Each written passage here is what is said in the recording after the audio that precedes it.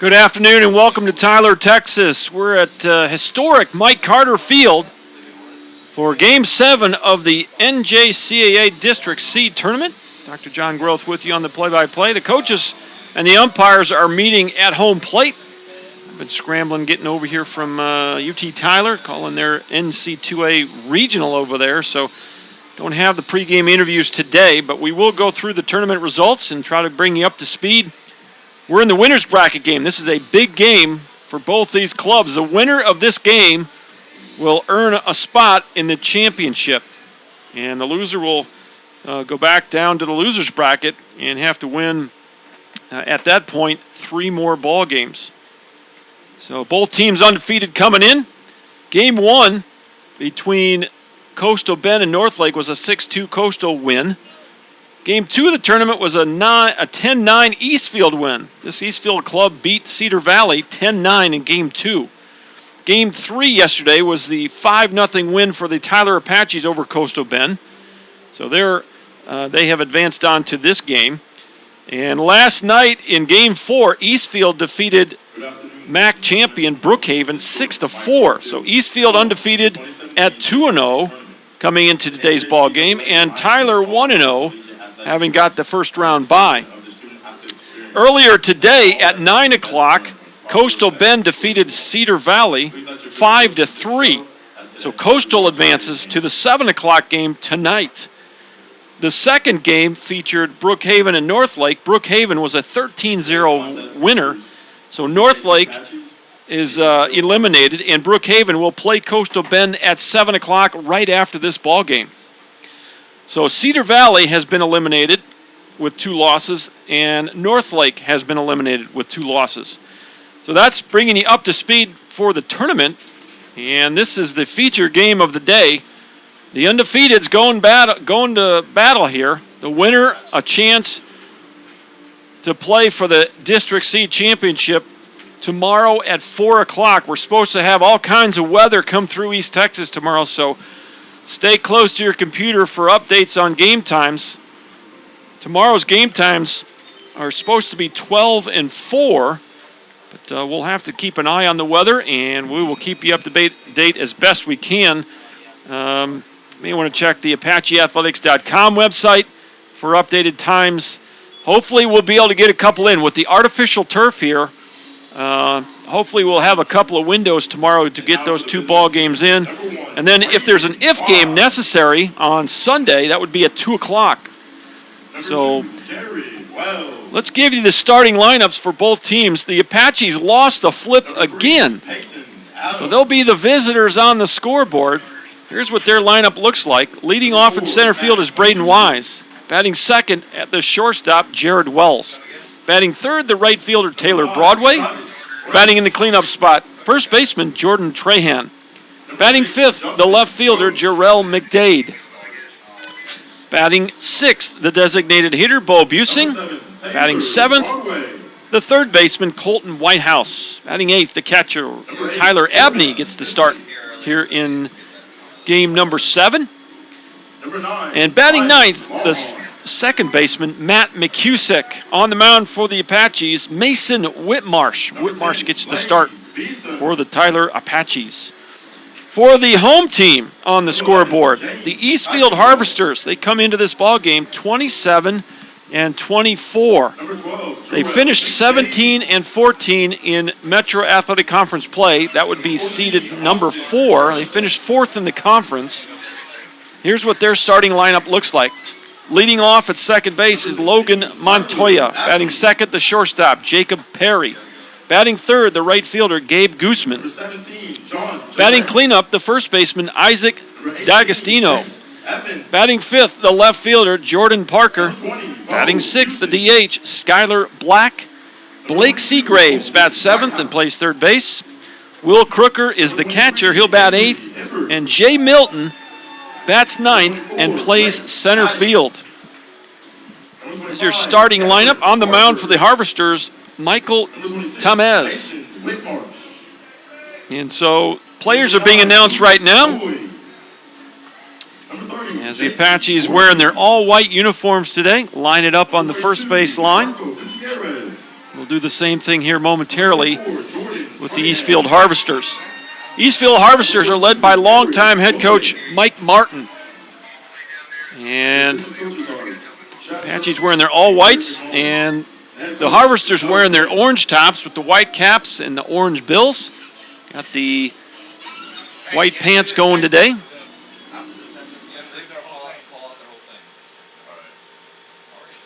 Eastfield, or the Tyler Junior College Apaches, 35-20 on the year. 4-3 in Region 14 play against Coastal Bend.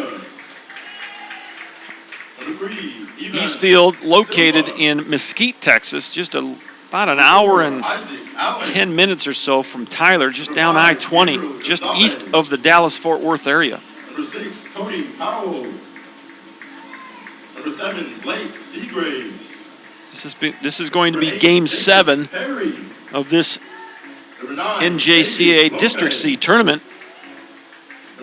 The winner will play Saturday at 4. That would be tomorrow if the weather holds. The loser would play tomorrow at noon against the winner of Coastal and Brookhaven. So after this ball game, no matter which way this bracket goes, the Apaches will play someone they've played before. This is the first time they've played the Harvesters this year. They have played Brookhaven in a home-and-home series, and they played Coastal 8 times, 7 times in Region 14 play, and they played Coastal yesterday in this District C tournament. So some familiar faces for the Apaches as the team's taking the field.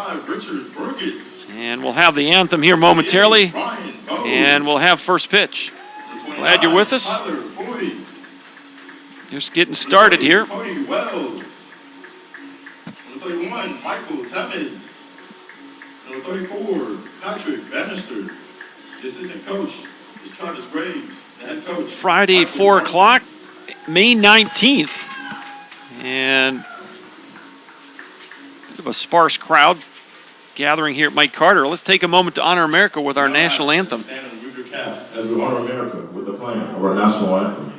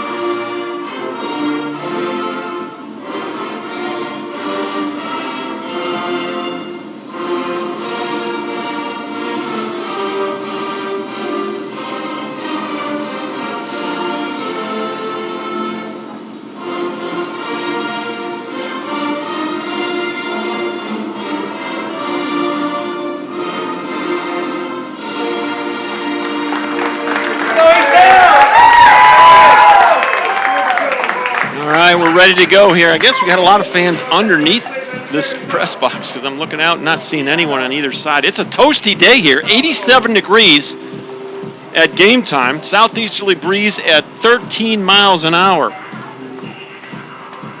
And you're with us for this Game 7 of the NJCAA District C tournament. Let's go through the defensive alignment for the Harvesters who have taken the field. Out in left field, it's Jordan Parker. In center field, Jay Milton. In right field, Gabe Gooseman. Around the infield at third, it's Blake Seagraves. Shortstop is Jacob Perry. Second baseman, Logan Montoya. First baseman, Isaac D'Agostino. And behind the plate, Will Crooker. On the mound for the Harvesters, Michael Tamez. Tamez, 6'2", 286, big fella. A right-handed sophomore from Cedar Hill, Texas. 5-4 on the year with a 5.21 ERA, 67 1/3 innings pitched, 61 strikeouts, 40 walks with a sophomore from Cedar Hill, Texas. Michael Tamez. Taking his last few warm-up tosses.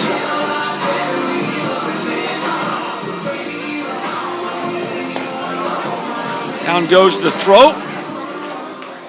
Up to home plate comes the leadoff hitter for the Apaches, center fielder Braden Wise. Leading off the Apaches, number 1, Braden Wise. Wise will lead things off for the Apaches here. Game number 7, the winner's bracket game. All-important game that will send one of these teams undefeated to the championship round.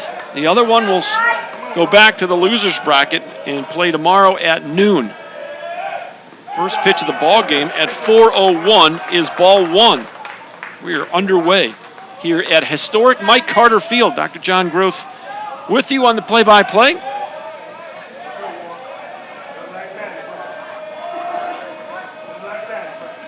Tamez lines and delivers.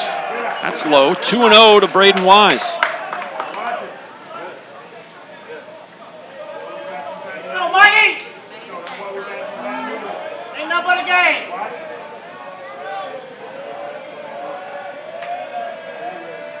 The 2-0 pitch, way outside. Tamez struggling with his command here early. None of these pitches have been that close.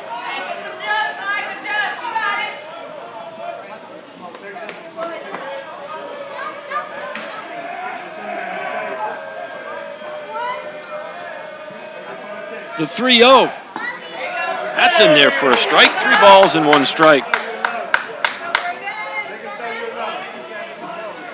Tamez listed on the roster 6'2" and 286. Pretty good size football player. Play O-line or D-line. Yes, sir! That's a strike on the outside corner. He comes right back. And it's a full count on Braden Wise.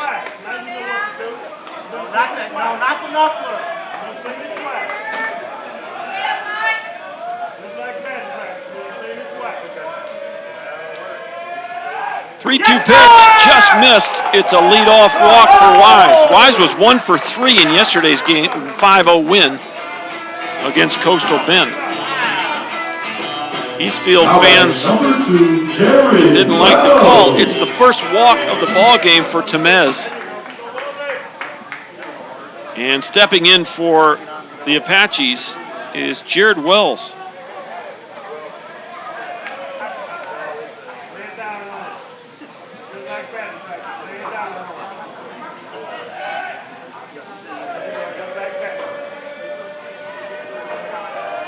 The first pitch to Wells, low, ball 1. Jared Wells was 0 for 5 yesterday in the ball game, struck out a couple of times. Still looking for his first hit here in this District C tournament.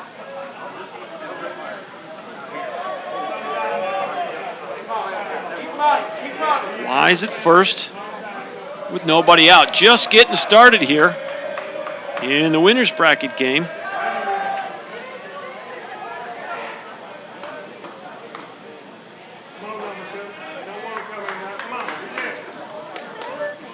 Eastfield has won 2 ball games to get to this point. Tyler just won. They got the first round bye, as did Brookhaven. Brookhaven lost to this Eastfield club in the 7 o'clock game last night. And so Brookhaven had gotten that other bye of the first round. And they defeated Northlake in a run rule game, 13-0, just before this one. The 2-0. Line drive, center field. And the Apaches with 2 runners on and nobody out. Solid single for Jared Wells. That'd be the first hit of the tournament for Wellesley. Here's Taylor Broadway, 2 for 5 yesterday. An RBI and a run scored. Now batting number 7, Taylor Broadway. A couple of singles, one in the first and one in the ninth, yesterday's ball game. And Broadway up there with a chance. Try to get the Apaches on the scoreboard. We're still scoreless. We just started. third batter of the ball game, facing sophomore right-hander Michael Tamez. 5-4 on the year. This is his 16th appearance of the season for Coach Mike Martin and the Harvesters. Going from the stretch, here's the pitch. Line shot into left field. And Wise is going to be held up. That ball was sharply hit by Broadway, and bases are loaded here in the first inning. A couple of well-hit singles by Wells and Broadway. It's going to bring up Jordan Trahan. Trahan had a big home run yesterday in the 9th inning, a 2-run shot. The Apaches a little more comfortable lead. It led 3-0 going to the 9th, and a 2-run homer by Trahan pushed it out to a 5-0 lead, and that was the final. First pitch, breaking pitch in the dirt, ball 1. Apaches have come out swinging it. Trahan with a chance to do some damage early in this ball game. 14 homers on the year for the big fella. Wind and the pitch from Tamez. It's going to miss low. 2-0. This is where Trahan is most dangerous, when he's ahead in the count. If he gets something he likes, he will not get cheated. Tamez going from the windup here. Base runner's getting a little extra shuffle off of each bag. The wind and the 2-0. It's in there for a strike. 2 balls, 1 strike. Well, you might think about being careful here. If you walk Trahan, you're down by 1. If you make a mistake, you might be down by 4. Fastball low. Tamez is frustrated at himself as he looked towards center field after releasing that baseball. And it's 3-1.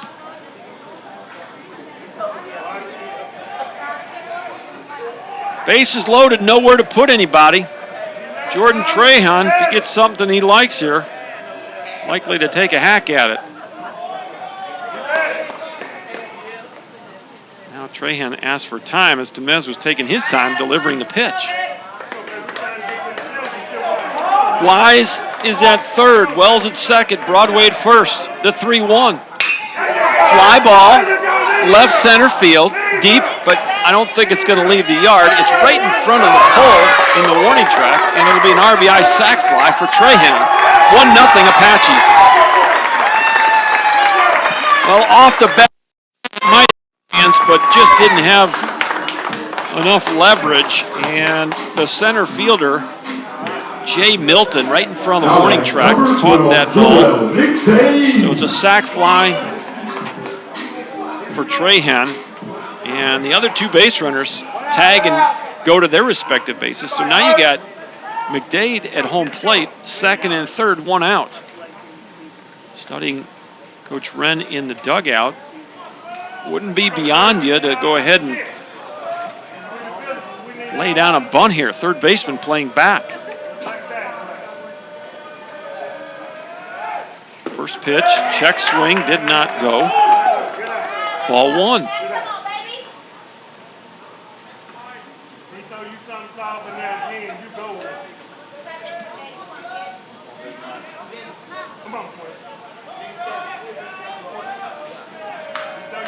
Apaches with a couple of hits already. Wells got a single, and so did Broadway. Ground ball to short. That's going to be another run. They're playing back. Throw to first, 2 outs, and a second run scores on the ground ball by Jarrell McDade. 2-0 Apaches. Now that's number 20, Bo Busing. Here's Bo Busing. Busing was 0 for 5 in yesterday's ball game. He's still looking for his first hit of the tournament. A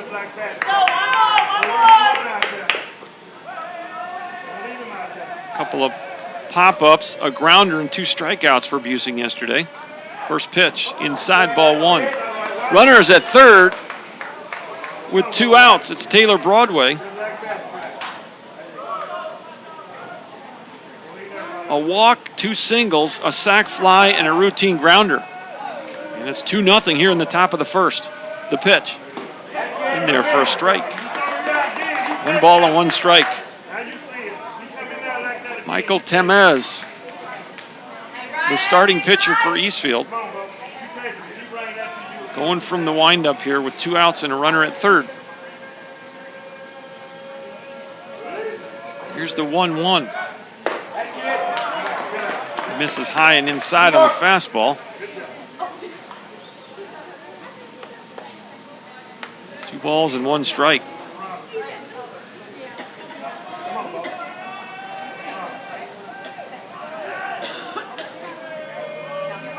The pitch. In there for a strike. Off-speed pitch right there. And it's 2 balls, 2 strikes.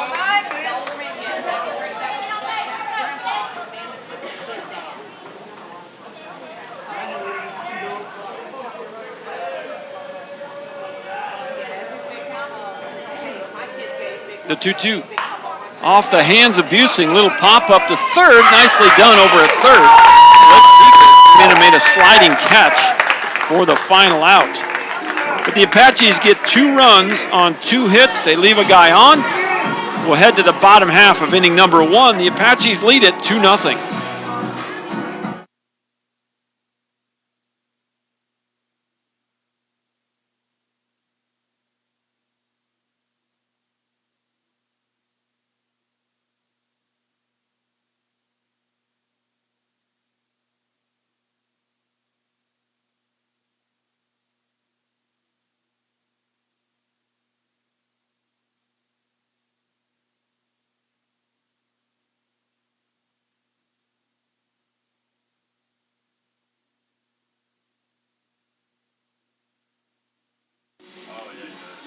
All right, let's go back through the Eastfield lineup. For those of you who've joined us, we went through the lineups prior to the ball game, but let's go ahead and back through them.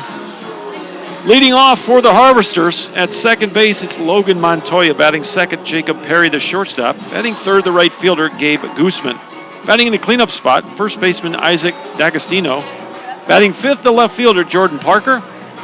Skylar Black bats sixth, and he is the DH.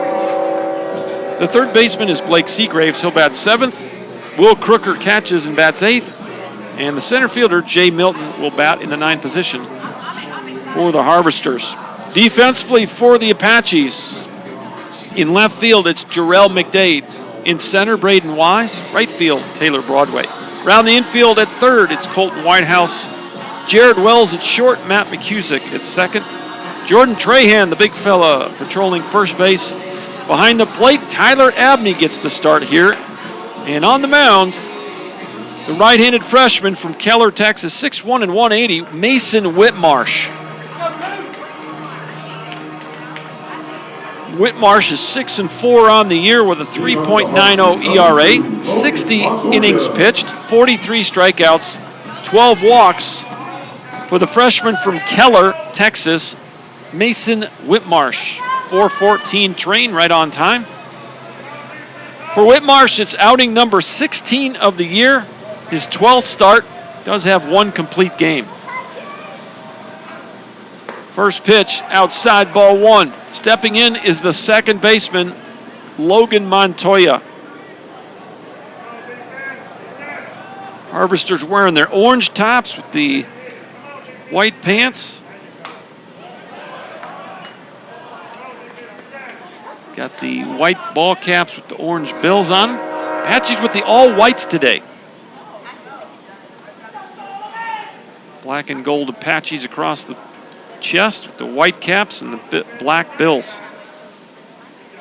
The 1-1 pitch, and that misses high. 2 balls and a strike to leadoff hitter Logan Montoya.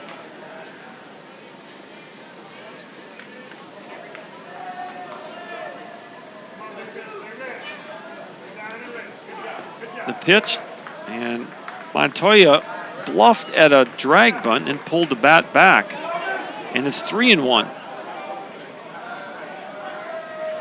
This is game 7. We've played 2 so far today.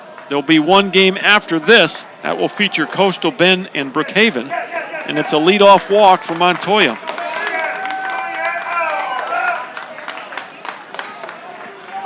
Well, there will be no perfect game in this one. And Montoya draws the lead-off walk. Here's Jacob Perry, the shortstop.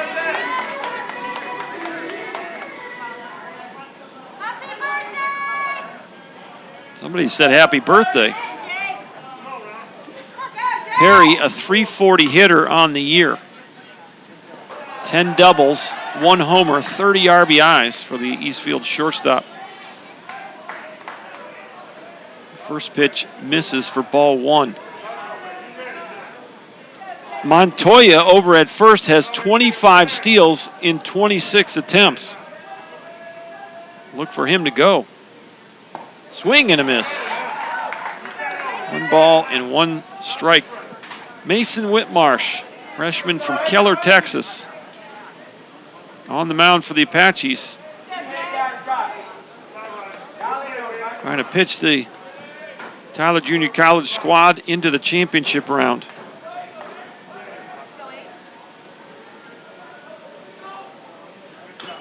That's a chopper foul.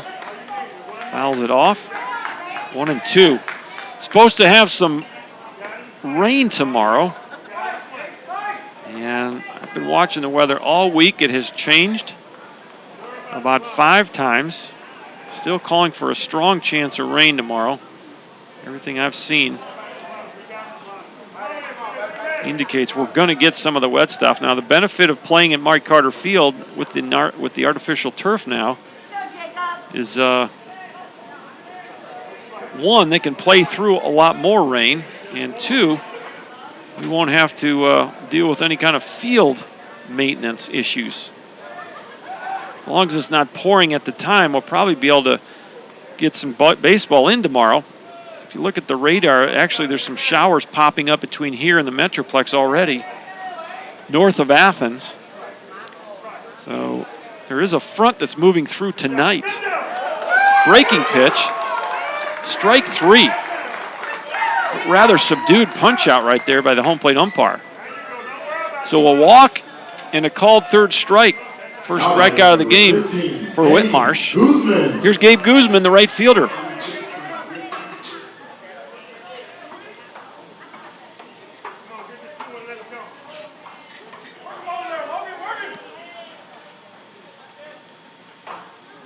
Guzman on the year, the leading Harvester hitter at .402.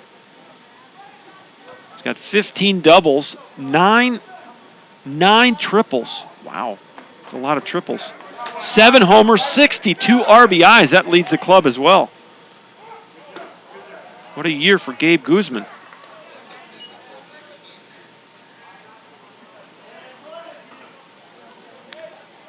He's 9 for 14 in steals. Montoya leads the club with 25, and then it's Jacob Perry with 17. And then it's Milton and Guzman with 9 apiece. Eastfield as a team has stolen 90 bases this year in 51 ball games. Ground ball, this could be 2-6. Step on the bag, throw it across, high throw, and they only get 1. That should have been a double play. And Wells is wondering about the double play there, and the umpire at second talking it over with him. He's got a lane that he can slide through. I didn't pay attention to where Wells. You've got to clear yourself one side or the other. Coach Wren's going to go out and ask the umpire about whether there should have been an automatic double play. They have really made an emphasis on trying to avoid physical contact at the bags, and I don't know, Coach Wren obviously feels pretty strongly about the fact that there was contact there that was initiated by the runner, who was Logan Montoya, and of course the umpire did not call it, so he'll just go out there and plead his case for a minute, and he'll go back to the dugout. 2 outs and a runner at first base.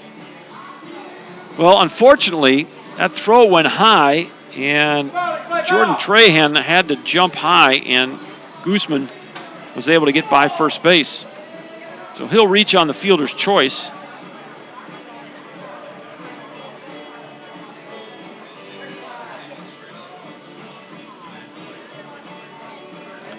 inning started off with a walk to Montoya. And Perry struck out looking. And then Guzman hit into what looked to be an inning-ending double play. But the shortstop Wells stepped on second and then threw high to first base. Coach Wren's out there arguing that the slide into second by Montoya was an illegal slide that disrupted the play enough that it should have been an automatic double play. You do see that called from time to time, but the umpire at second base didn't call it, and Coach Wren, he's a little frustrated, former middle infielder, probably wondering, what he tells his players on the slide and on the relay throw as well. The sliding player does have a lane to slide into, right into second base. Now Coach Martin is going to complain about Coach Wren complaining.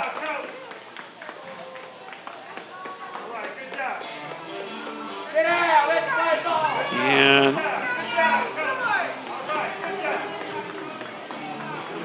I'm not sure why there was a need to address the home plate umpire at that point. Now batting, number 17, Isaac D'Agostino. Coach Martin goes back to third base, Coach Wren back to the dugout, and we're back at baseball, where we should be. 2-0 Apaches with 2 outs in the bottom of the first. First pitch swinging. This is Isaac D'Agostino. Fouls it off, 0-1.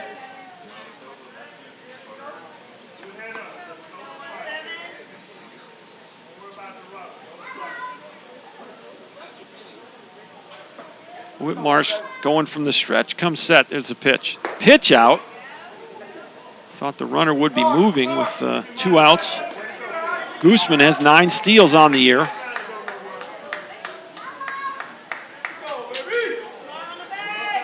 He's been thrown out 5 times, so he's not a lock to get there safely. Not a great lead either. Ball in the dirt. Abney's pouncing on it. But Guzman hustles to second on the wild pitch.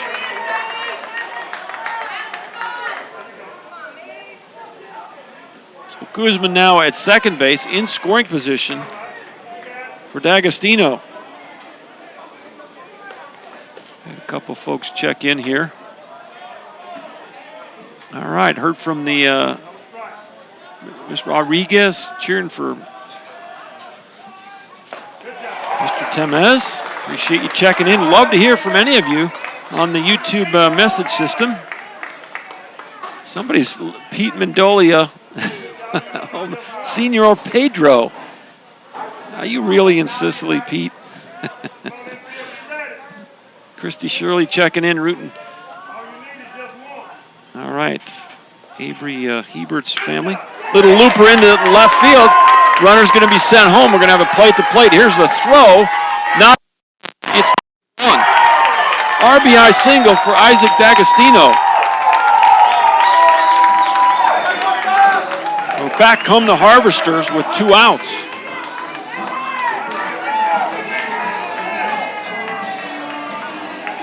Now batting, number 18, Jordan Parker. So here's Jordan Parker, the left fielder. After the RBI single from D'Agostino, cuts the lead in half. Coach Martin go through the signs down there at third base. First hit of the inning. Brings in a run. Whitmarsh outside misses, ball 1. 5th bat of the inning for Eastfield. Just in the bottom of inning number 1. Apaches 2, Harvesters 1. The 1-0. The chopper to first base, and Trahan gobbles that up, steps on the bag for the final out. But the Harvesters do come back with a run on 1 hit. They leave a guy on, and we're headed to inning number 2. It's 2-1 Tyler. Back in just a minute on ApacheAthletics.com.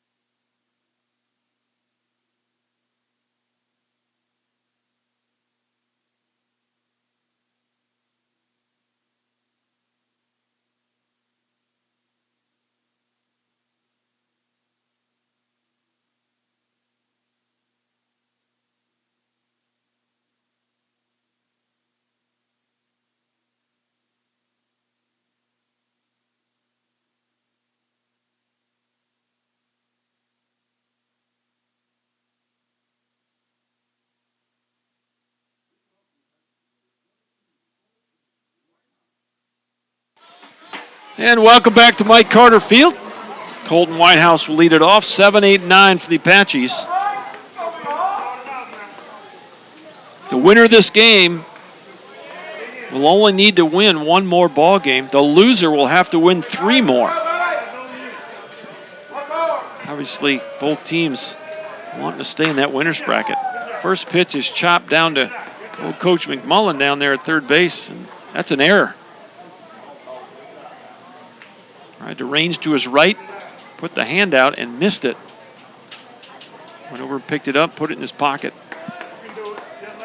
0-1 on Whitehouse.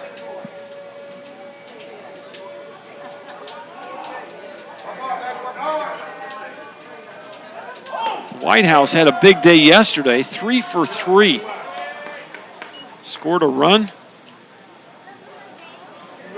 3 singles, 2 to right, 1 to center, and a walk. Did score a run. 1 ball, 1 strike, nobody on and nobody out. Top of the second inning. The pitch. High.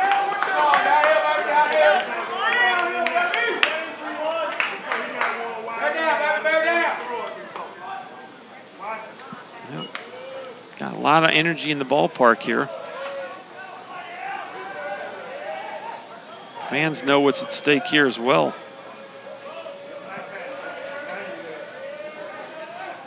Ground ball up the middle. Tough play for the second baseman. He can't make it. Montoya went way up the middle, tried to make his best effort. Did well just to get to the ball. It's an infield single for Whitehouse. That'll bring up the catcher, Tyler Abney. Abney did not play in yesterday's 5-0 win over Coastal Bend.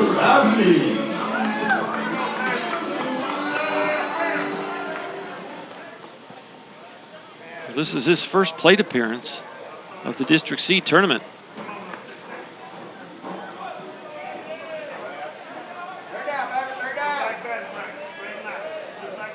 Michael Tamez takes his sign from the stretch, hands in front of the chest. He's going to flip one over to first. And Whitehouse back safely. All right, watching my boy Blake Seagraves from Seattle, Washington. Go Harvesters from Ryan Rigby. Appreciate you checking in. Old Pedro messing with me. Watching from East Tyler.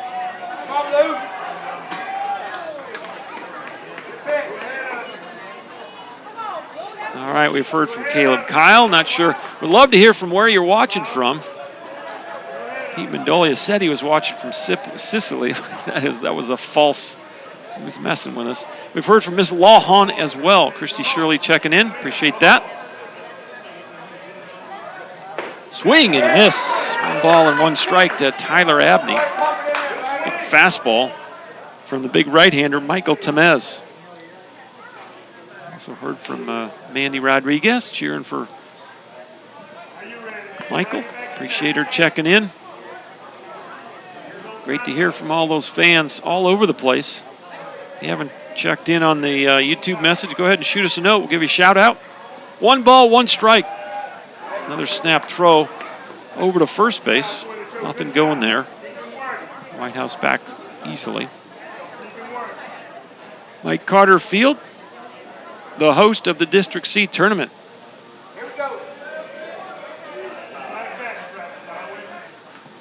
Next pitch took something off of that. Good changeup right there. It's 1-2. Abney way out in front.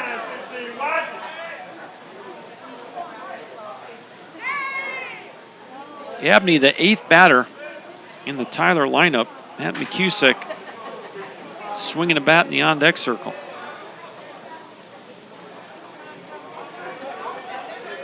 Whitehouse with a pretty good lead over there at first.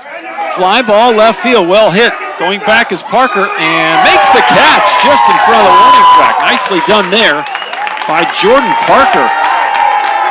Boy, it looked like it was going to get over his head.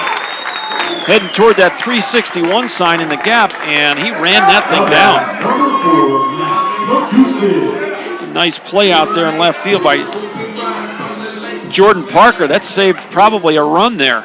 That goes to the fence. You might have Whitehouse coming all the way around. As it is, he's got to go back to first with 1 out. Here's Matt McCusick for the first time today. 1 for 4 in yesterday's ball game. Scored a run. An infield single. First pitch misses. It's 1-0. Tamez threw 22 pitches in the first inning. Whitmarsh threw 18 in his first inning of work. These two starters try to find that rhythm. 2-1 Apaches, top of inning number 2. Here's the 1-0. Line drive, left field, base hit. Nice piece of hitting right there by the Apaches' second baseman, Matt McCusick. First and second, 1 out. We go back to the top of the Tyler lineup. Braden Wise walked and scored in the first inning. Scored on a sac fly by Jordan Trahan with the bases loaded off the bat. Looked like that ball might get out of the ballpark, but Milton in center ran it down on the warning track. Now the breeze is blowing in, so Trahan drove that ball, and on a different day, that might have got out of here. First pitch to Wise, low, ball 1. Will Crooker, the catcher, picking that one out of the dirt. Double play still in order here for the Harvesters. First and second, 1 out. Michael Tamez, the sophomore from Cedar Hill. The 1-0. High, 2-0.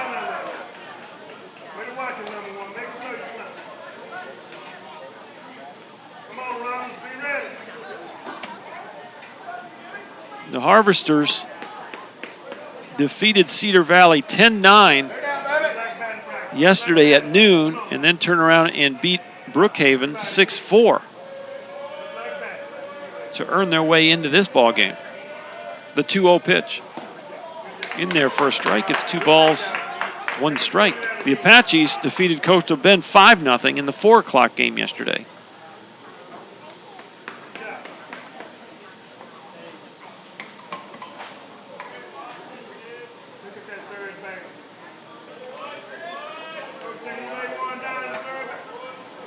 Of course, the Harvesters came in as the 4th place team from the Metro Athletic Conference. The Apaches seeded number 1 in Region 14. Coastal was 2 this year. Those two teams battled it out. 7-game series. Apaches winning 9-8 down in Beeville in Game 7 to earn the right to host this tournament. 3 balls, 1 strike, 1 out, 2 aboard for the Apaches here in the second. Michael Tamez taking his time, gets the sign. Comes set, hands in front of the chest, and the pitch. It's in there for a strike. And we go to full count.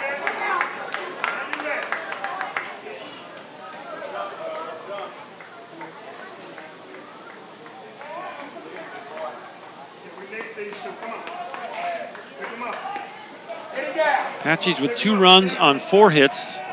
Eastfield 1 run on 1 hit.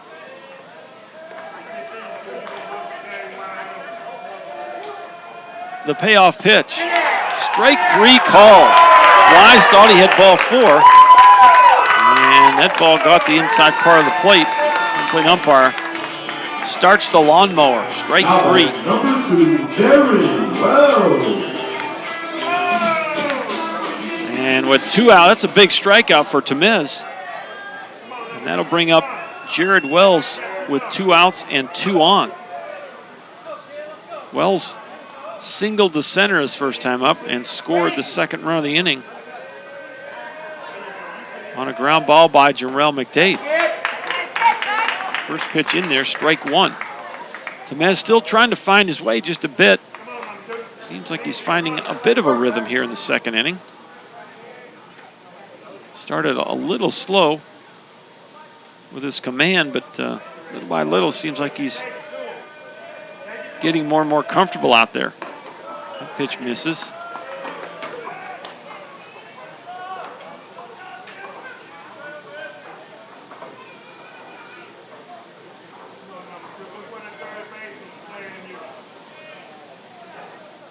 Tamez now with 39 pitches.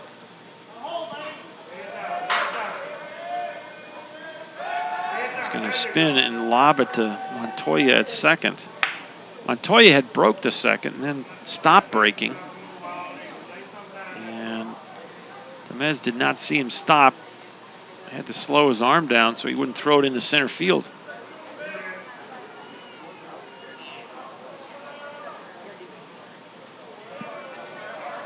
One ball, one strike, 2 outs. Time called now by the catcher, as he wants the Eastfield dugout to go back through the signs for the pitches.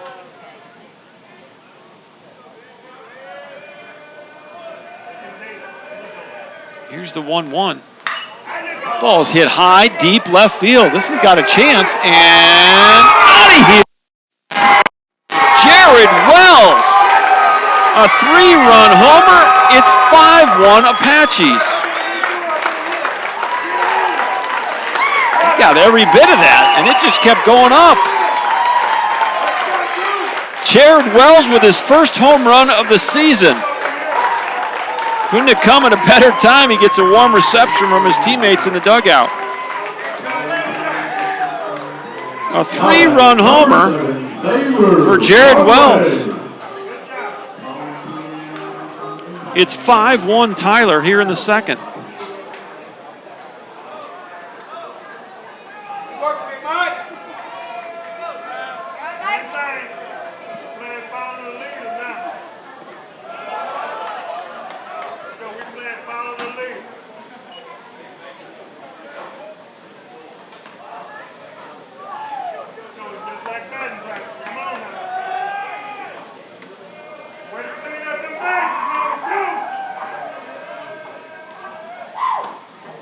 Next pitch in there for a strike. It's 1-1 to Broadway. Broadway singled to left. He hit it sharply his first time up.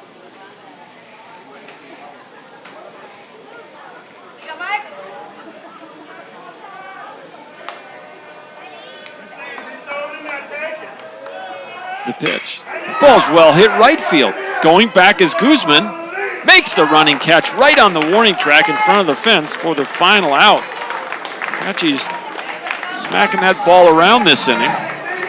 They end up getting 3 more runs on 1, 2, 3 hits. Don't leave anybody on. We'll go to the bottom half of inning number 2, 5-1 Tyler. Back in just a minute on ApacheAthletics.com.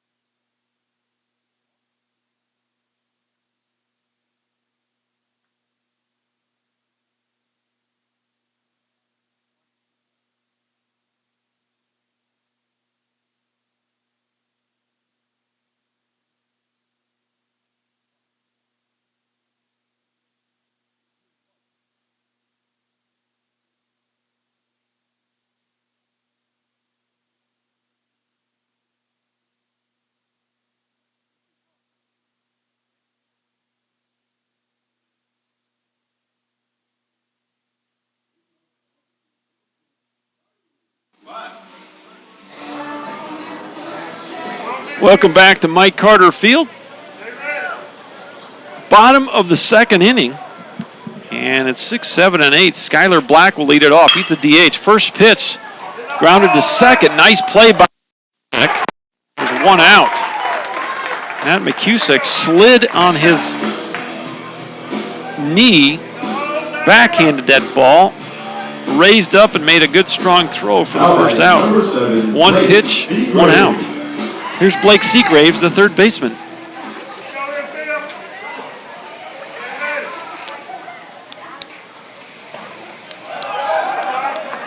shout out to Michael Tamez from Mercedes, Texas. All right, very good. That's from one of his family members. Ground ball to short. Jared Wells fields and throws, 2 outs. Well, this is what you need out of Mason Whitmarsh after a big 3-run homer to extend the lead. You need a quick, short 0 on the board. And he's 1 out away from doing that. Here's the catch.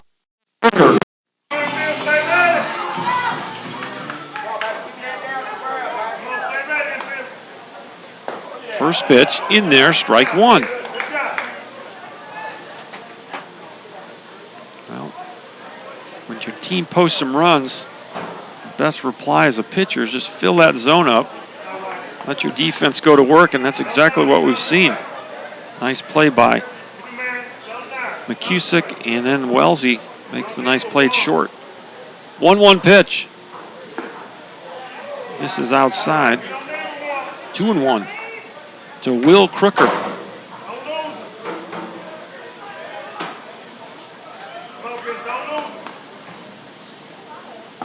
Fastball missed low. 3-1.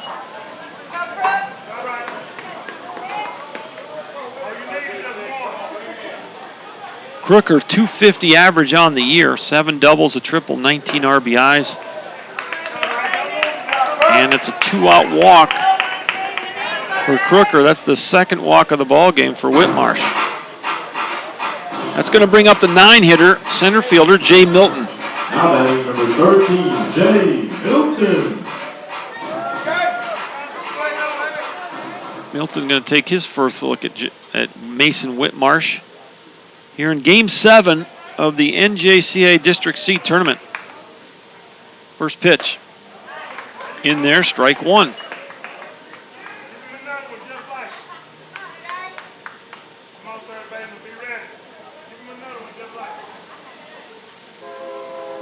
Well, there's another train. 4:44, right on time. The 0-1. Big swing and a miss by Jay Milton. Took something off the changeup there. And it's quickly 0-2. Will Crooker, very small lead at first base. The pitch. Wild pitch gets away from Abney. And going down to second base is Crooker.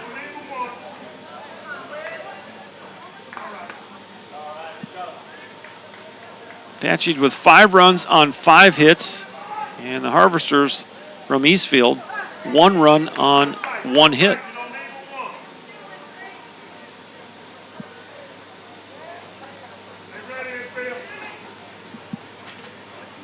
Whitmarsh now with 29 pitches. Swing and a miss, he struck him out. So he works around the 2-out walk, and we're headed for inning number 3. Your new score for Mike Carter, 5-1 Apaches.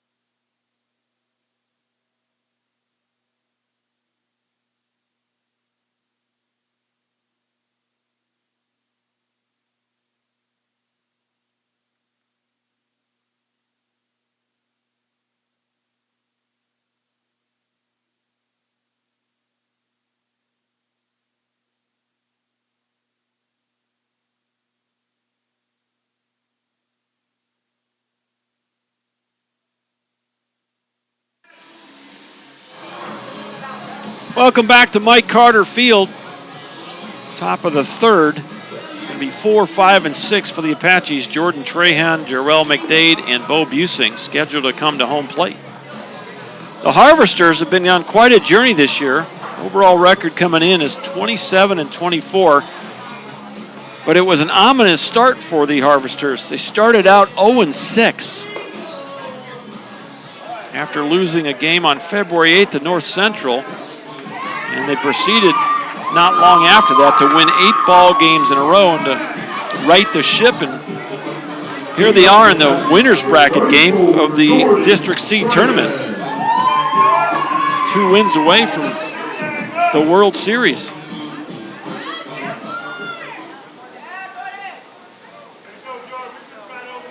Team batting average for the Harvesters of .319, 31 homers coming into the game, 90 stolen bases as a team. Their team ERA, however, is 6.07.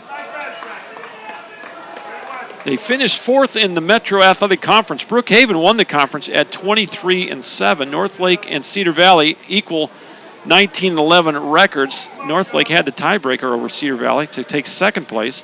And then it was Eastfield at 16-14 in 4th. Richland was at 11-19 in 5th. And in 6th place, it was Mountain View at 2-28. So it's been a long journey for the Harvesters, but they find themselves in a good position here. Although they're down in this one, 5-1. Pretty good swing right there by Trahan. It's 2-1 on the big fella. Sac fly to center field his first time up. He's up there with the bases loaded in the first inning. Just missed catching that one for a grand slam. Breaking pitch, misses low. 3 balls, 1 strike. I don't know, it was last year? I'm sure last year Trahan had 2 grand slams in one weekend. Earlier in the season. Pretty sure he broke the RBI record last year for the Division III era of TJC baseball. Dig those out here in a minute. Every time he hits a home run, he's setting a home run record. He's got, we said, 14 of them. I'm going to have to dig it out so I correct myself here. 3 balls and 2 strikes on Trahan.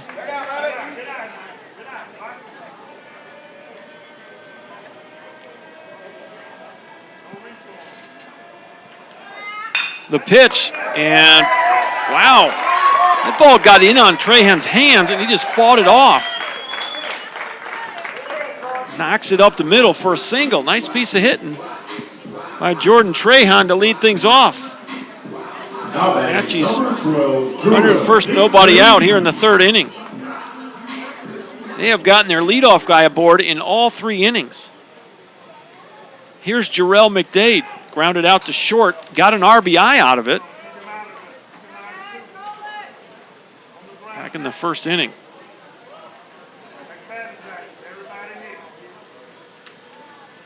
First pitch to McDade, he's going to push bunt. And Tamez is going to have to hurry, and he just gets McDade for the out.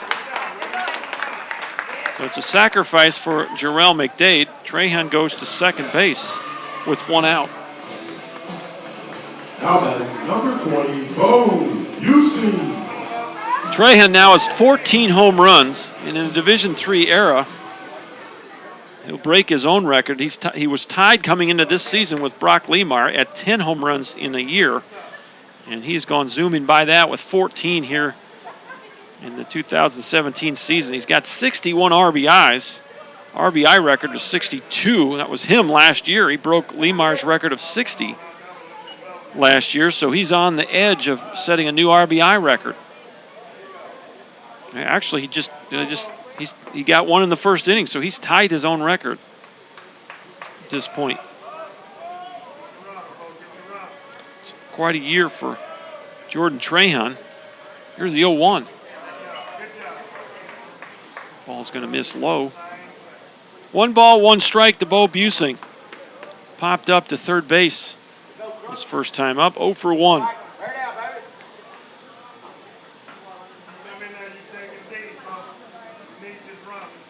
Busing a .267 average on the season, 5 doubles, 4 home runs, 17 RBIs. Way outside, 2 balls, 1 strike. 2 of those 4 homers came against North Arkansas last weekend.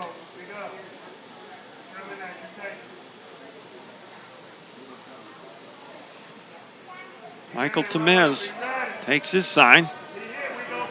Check that runner. Oh, a step off. Not quite comfortable or ready to deliver the pitch. Step off and he'll step back in. Tamez comes set, hands in front of the chest, the pitch. Ground ball to short. And Perry, good strong throw to get Busing for out number 2. Trahan goes on to third base, and there's 2 outs.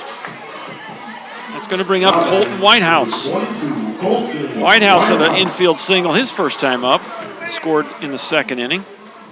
So he's 1 for 1. On the season, Colton Whitehouse, a .273 hitter. 9 doubles, a triple, a homer, and 20 RBIs. 5-1 Apaches, 2 outs, top of the third inning. Michael Tamez going from the windup. Changeup, strike 1. Whitehouse way out in front of that.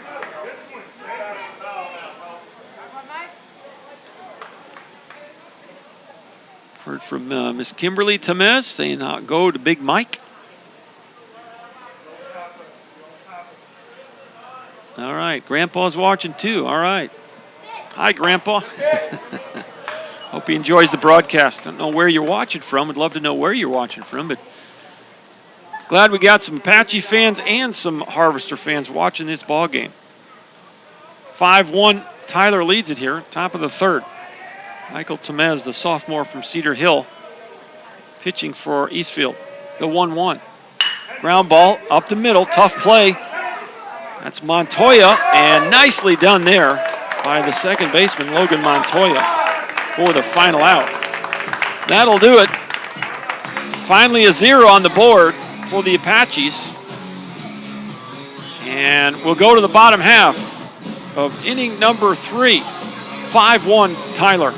Back in just a minute on the ApacheAthletics.com.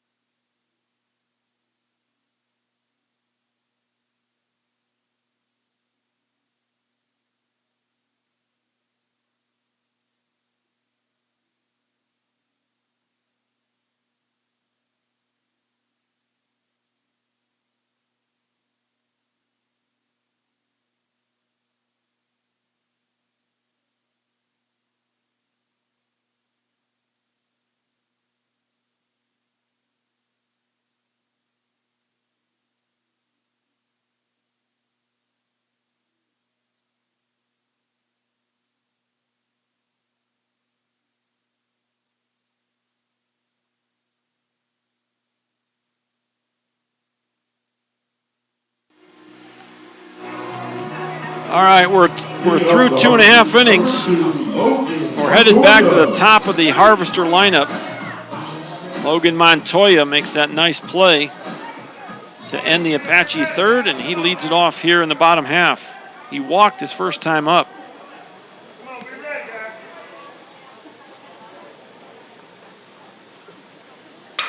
First pitch swing, and he pops it up to center field. Wise under it, makes the grab, 1 out.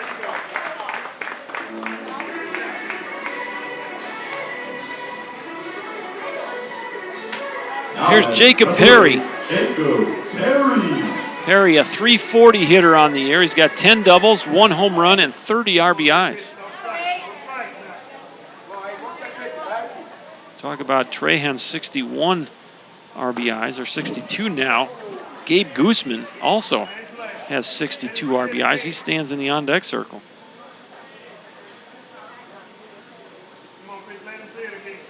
The 1-0 pitch. In there for a strike. 1-1.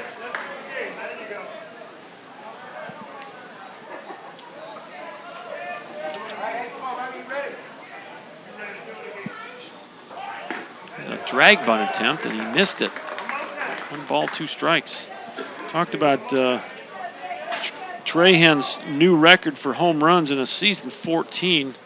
The Division I era home run record is 17 by Jeff Heffler back in 1999. Chopper over to third base. Whitehouse gets rid of it quickly. And there's 2 outs. Oh, it was a high chopper, and Whitehouse had to wait for a while for that thing to come down. And when that ball finally did come into his glove, he got rid of it in a hurry. RBI record, I want to say, is 67 by Heffler in that same year, 1999. So Trahan probably going to put that record in jeopardy as well, the all-time both eras. Program was Division I from 1993 to 2002 for 10 years. And from that point on, it's been Division III. 2-0 pitch to Gooseman. Swinging, fly ball left field. This is trouble. And McDade can't come up with it. It's going to one-hop the fence. A stand-up double for Gabe Gooseman. That ball just kept going. Gooseman put a good swing on it, carried it right over McDade's head. Looked like McDade might have a chance to catch it, but couldn't catch up to it. So with 2 outs, here's Isaac D'Agostino, the first baseman. He singled in a run his first time up. He'll have a chance to do it again here. Harvester's trying to chip away at a 5-1 Apache lead. Breaking pitch over the heart of the plate, strike 1. All right, we continue to get some messages from, there's Sharon Cook, rooting for those Harvesters. She's an administrator in Mesquite. Thanks for checking in. Rooting for those Harvesters. Ground ball to third. Whitehouse fields it clean, throws across, and a wild throw. And this is probably going to bring an argument here. First base umpire was to the right field side of the bag. And there's no question that Trahan had to come off that bag at some point. Now they're going to check. They may bring this back. From our angle, you could see that Trahan came way off first to make the catch, but the question is whether he had the ball in his glove before his foot came off the bag, because he had to leave his feet on the play. They're going to talk it over. Apaches have already vacated the field. The initial call wasn't out. They might bring this back. I thought he came off the bag. And I think they're going to stay with the out call.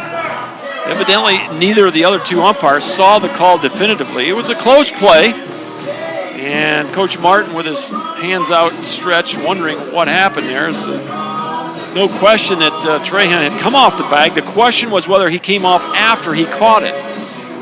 And evidently, neither of the other 2 umpires saw anything definitive, so they'll stay with the original call, which was out. So that'll end the 3rd inning. It's still 5-1 Apaches. Back in just a minute.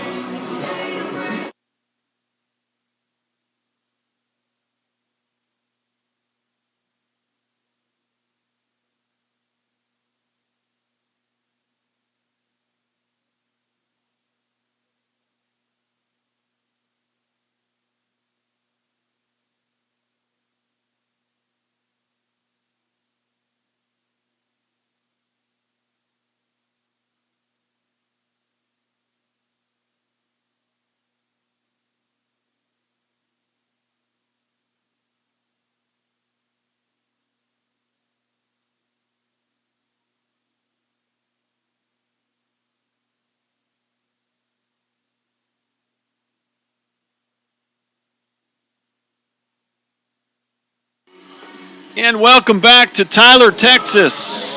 Kind of a muggy day here, 87 degrees at game time. Humidity has actually dropped a bit from this morning. It's down to 56%. Still feels a little sticky out here. And the fans are generally staying out of the sun and in the shade. Top of the 4th. 8-9-1. Tyler Abney leads it off against Michael Tamez. We've heard from a number of his family members. watching from the Rio Grande Valley. Miss Tamez. Also heard from Miss Jameson, rooting for those Apaches. Appreciate hearing from her. Grandpa Tia Vel, and Jody are watching. All right, so appreciate the check-ins. They're rooting for the Harvesters in Denton, Texas. Miss Reed just checked in. Appreciate that. All the way from Westlaco, Texas, cheering on Michael Tamez. Boy, he's got people all over the place. Fly ball right field, going back and making the running grab is Gabe Guzman for out number 1. Well hit ball by Abney, but Guzman flagged it down in right field. 1 out here in the 4th. Here's Matt McCusick. Single to left field his last time up, ended up scoring a run back in the 2nd inning. We're in the 4th right now, 5-1 Tyler. Awesome to hear from all the Harvester fans and the Michael Tamez fans. Got a fan club all over the state.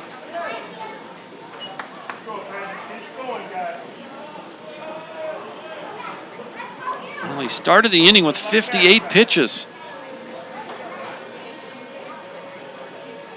Here's the 1-0 to McCusick. Ground ball right side. Montoya misses it, throws to first, safe. That's an error. Logan Montoya looked to have a beat on it, but then just missed the ball. And McCusick will reach on the E4. It's going to bring the top of the lineup to the plate. Here's Braden Wise, 3rd at bat of the ball game, walked and struck out looking. 0 for 1 in this ball game. McCusick on the season. A .266 average, 5 doubles, a triple, 1 home run, 17 RBIs.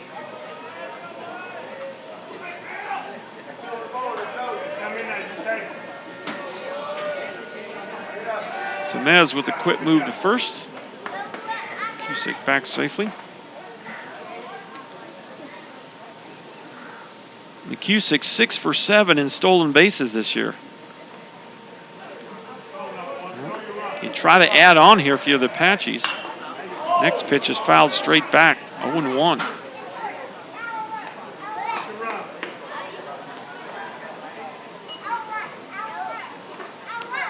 Tamez now with 63 pitches, 34 strikes and 29 balls. It's an 0-1 count with 1 out. Here's the pitch. That's fouled off to the left here toward the Tyler Rose Garden. We're on the Rose City Complex, right next to the Tyler Rose Garden, about a mile inside the West Loop.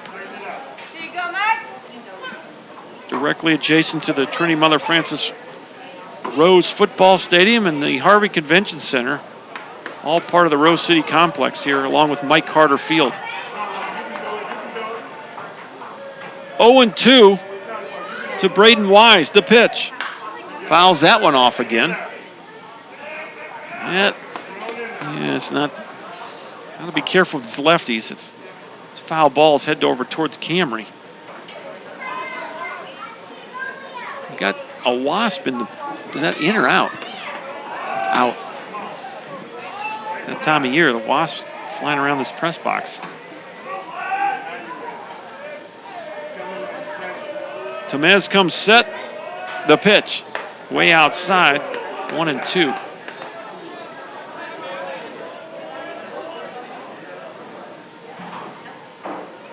Well, this is Michael Tamez's 16th outing of the year. 5-4 with a 5.21 ERA. Came into the ballgame with 61 strikeouts and 67 1/3 innings.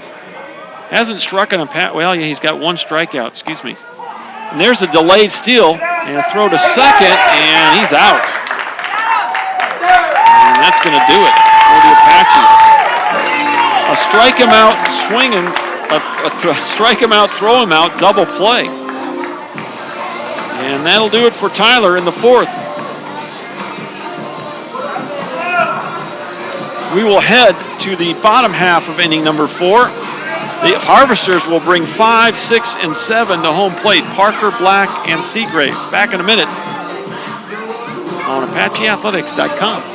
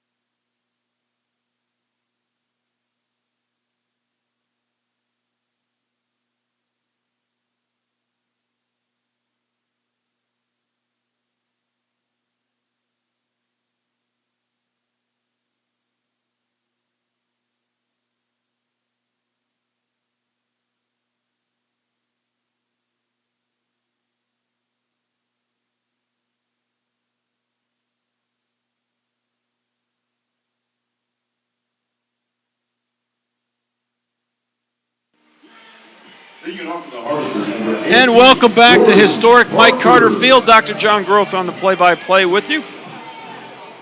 We're through 3 1/2 innings of play. And here's Jordan Parker, the left fielder. Grounded out to first base to end the first inning. First pitch, he fouls straight back, 0-1. Well, Miss Trahan has checked in from Liberty, Texas. Going to be here tomorrow. Appreciate her checking in. She wants some more runs for the Apaches. Red Oak High School. Right, we're ground ball to Jordan Trahan. Hopping around, the big fella makes the play, flips it over to Mason Whitmarsh for out number 1. That's going to go 3-1 if you're scoring at the house. Nice play there by the big fella to flip it over to Whitmarsh. And stepping in now is Skylar Black. So Tamez is from Red Oak High School. And, well, the roster has him listed from Cedar Hill. So that may be where he's from. It doesn't mean that's where he went to high school. So he is from Red Oak High School. And one of his teammates just checked in. That's Big Al. So you got Big Mike and Big Al.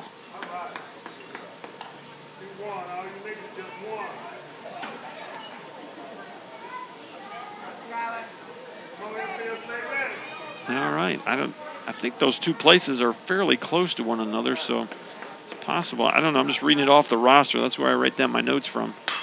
Line drive foul on the left field line off the light pole. Bounces back to the Eastfield dugout. Ball was well hit by Skylar Black, the DH. Grounded out to second base on a nice play by Matt McCusick. He's 0 for 1 in this ballgame. Here's the 0-2 from Whitmarsh. That's high. 1 ball, 2 strikes. Appreciate all the info and the feedback on the YouTube notes.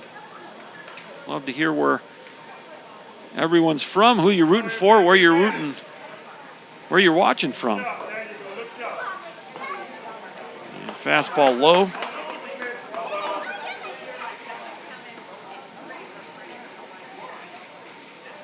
Apaches 5 runs on 6 hits, no errors. The Harvesters from Eastfield College 1 run on 2 hits. They've committed 1 error. There's the 2-2.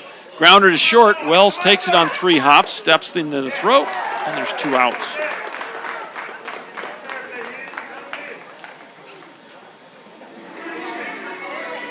Here's Blake Seagraves, the third baseman. Now batting number 7, Blake Seagraves. Grounded out to short his first time. I'm pretty sure we had someone from the Seagraves family checking in earlier.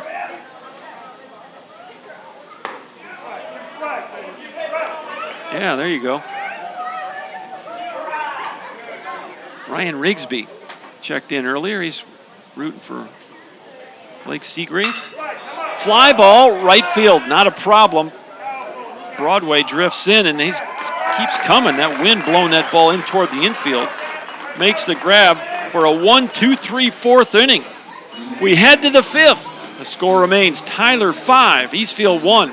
Back in a minute on ApacheAthletics.com.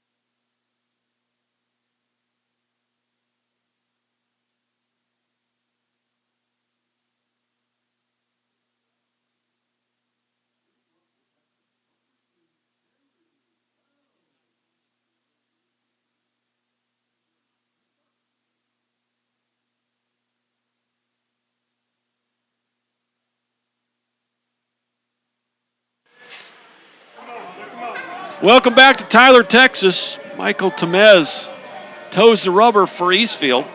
Top of the fifth, first pitch in there, strike one. Well, here's the big fella, the big little fella. He went yard last time. First home run of the year for shortstop Jared Wells, a 3-run homer. Added to a 2-1 lead at that point. It's 5-1. Hit it into the trees in left field. It's 325 right down the lines here at Mike Carter. 361 in the gaps and 370 straight away with a 15-foot high wall all the way around the ballpark. The 1-1 outside. 2 balls and a strike. Michael Tamez now. Right at 70 pitches as we enter the fifth inning. 2-1 pitch, that's in there for a strike. And it's 2-2. Appreciate the comments, Big Al. Glad you're with us. Hope you're enjoying things. The 2-2, line drive up the middle. Base hit for Wells. And all Jared Wells has done today is gone 3 for 3. His second single of the day. Put that with a 3-run homer. It's not a bad day at the yard. Here's Taylor Broadway.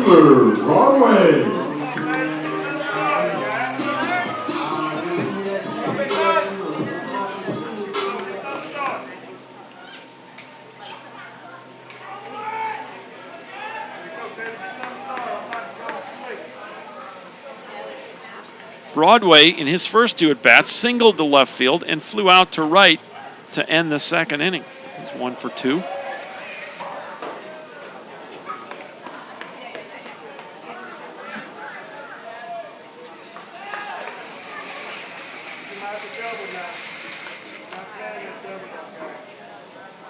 Oh, we just heard from Miss Busing. She had an airport delay. She was hoping to get here by game time. First pitch, gonna miss for ball 1. She was traveling. I don't know if she's been traveling all day long or what, but she came from China. And see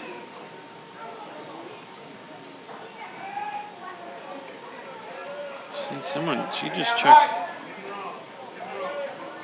in here. I thought she did.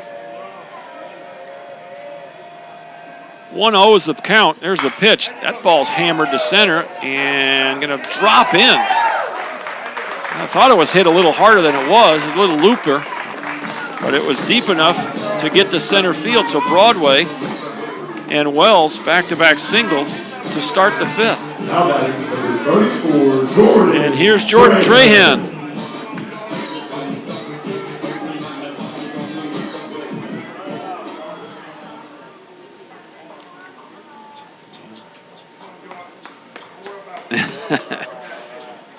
Chuck Smith watching from the airport in Las Vegas. Coming home from Utah as the Apache softball team got eliminated from the World Series yesterday. He's hoping that the in-flight Wi-Fi will let him stream or at least watch the live stats. So safe travels to Charles Smith coming back from Utah. He was out there with our softball team. Congratulations to Maria Wynn Ratliff and the Apache softball team making it to the World Series in her first year as head coach. Back-to-back appearances for the Apache softball team in the national tournament. So congrats to her and all the ladies softball team at Tyler Junior College. I got a chance to call a lot of their ball games this year. They were a good club and they had a great year. So congrats to them. The Whitmarsh family's watching from Mike Carter. Grandparents are watching in Minnesota. So after the visit, here's Trahan. So the Whitmarsh grandparents watching from Faribault, Minnesota. Appreciate the check-in there. And I'll give you the update from Miss Busing here momentarily. Here's the first pitch to the big fella. In there, strike one. Trahan today, sac fly to center, RBI, and a single to center.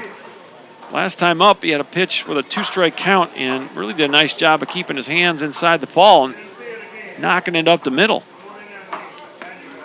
0-1, Michael Tamez comes set. Here's the pitch. Well hit. Now it's a little blooper, sorry, to right field, and falls in. Guzman's going to fire it home. Here's the play at the plate. Safe. Jared Wells comes belly flopping across home plate. It's 6-1 Apaches. RBI single for Jordan Trahan. Well, he didn't get all of it off the end of the bat. His second RBI of the ball game. And Wells came flying around third and looked like Shamu the Whale coming across for home plate there. Broadway will stay at second base, so it's first and second. Still no one out for Jarrell McDade.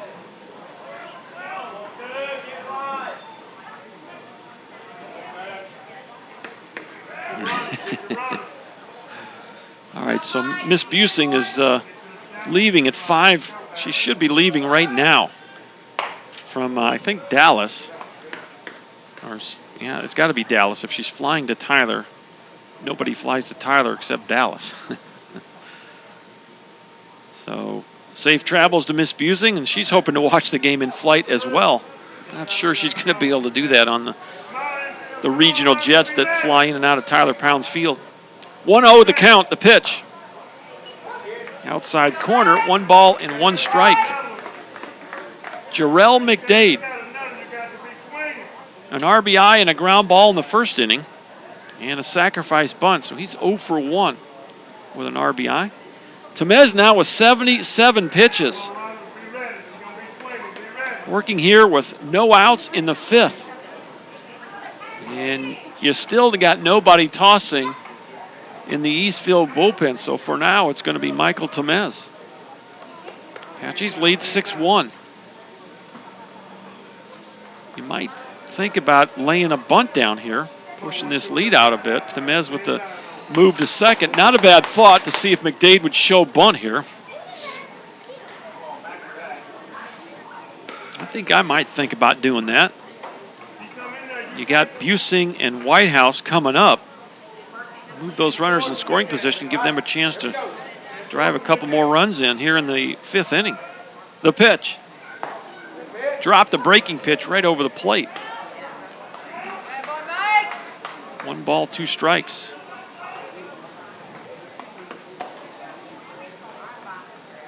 Nobody out, top of the fifth, 1 run already in. A leadoff single by Wells, a single by Broadway, and a single by Trahan. Has pushed the score to 6-1. Well hit center field. Milton makes the catch at his knees for the first out. Well, pretty well hit ball off the bat of Jarrell McDade, and Jay Milton came running in and made the catch. Had to bend over at the waist and made the catch at his knees. Here's Bo Busing. Bo is 0 for 2, popped up to third, grounded out to short. Still looking for his first hit of the district tournament. He was 0 for 5 yesterday. 1 out, 2 aboard for Bo Busing. Michael Tamez checks the runner and the pitch. It's going to miss low, 1-0.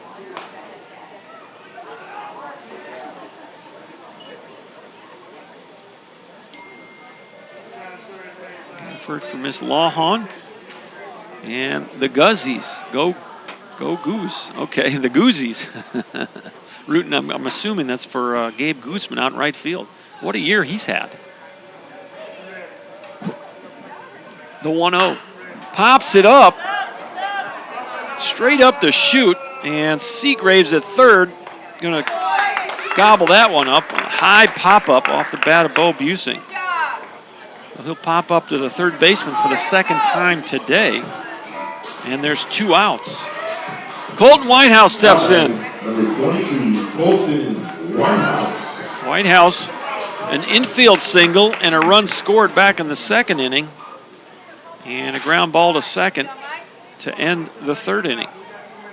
He's 1 for 2 today. Apaches lead this game 6-1. Now have 9 hits. Well hit right field. Guzman has a beat on it, makes the play for out number 3. Well, line drive by Whitehouse, but it was right in the direction of Gabe Guzman for the third out. But the Apaches get 1 more run on 3 hits, leave 2 on. We're through 4.5. We're halfway home. It's 6-1 Tyler over Eastfield. Back in a minute.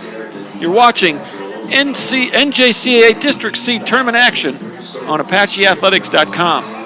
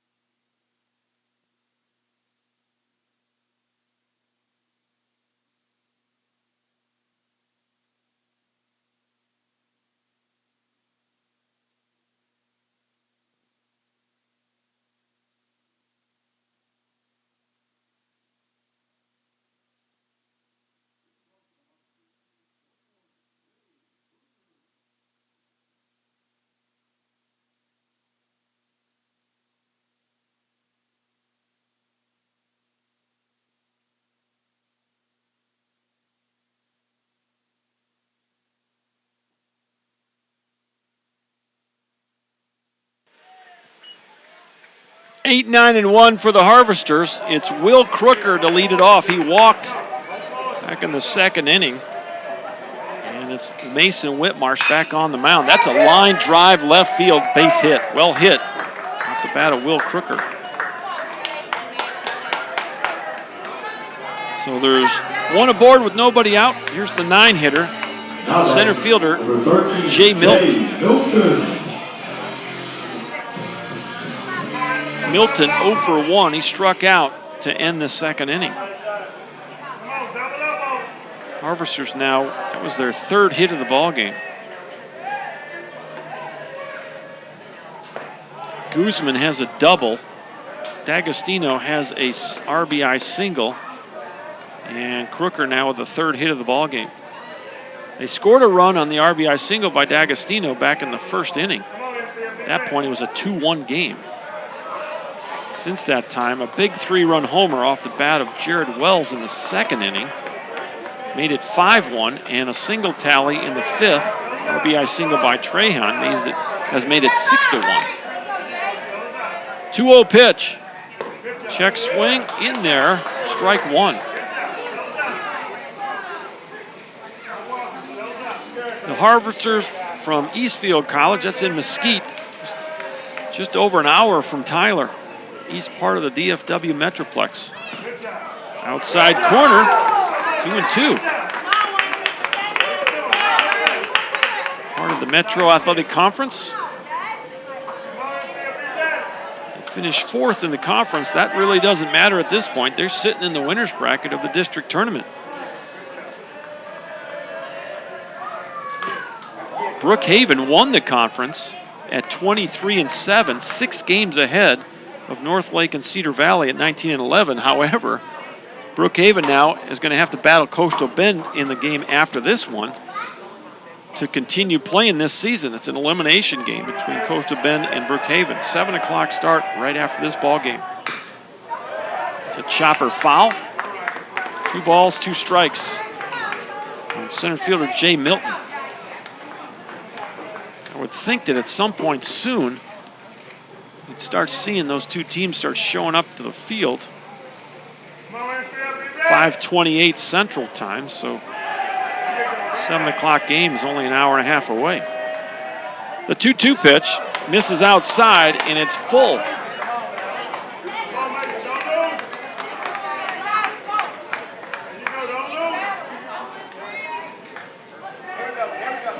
Nobody out, 1 runner aboard.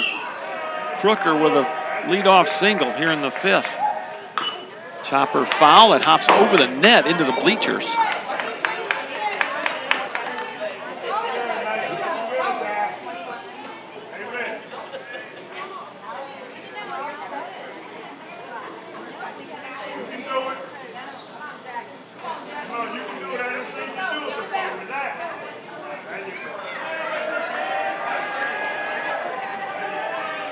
The pitch, he walked him. First 2 runners aboard for Eastfield here in the 5th inning. Now batting, number 2, Logan Montoya. Here's the leadoff hitter, Logan Montoya. Walked in the first, flew out to center in the third. 0 for 1 in this ball game.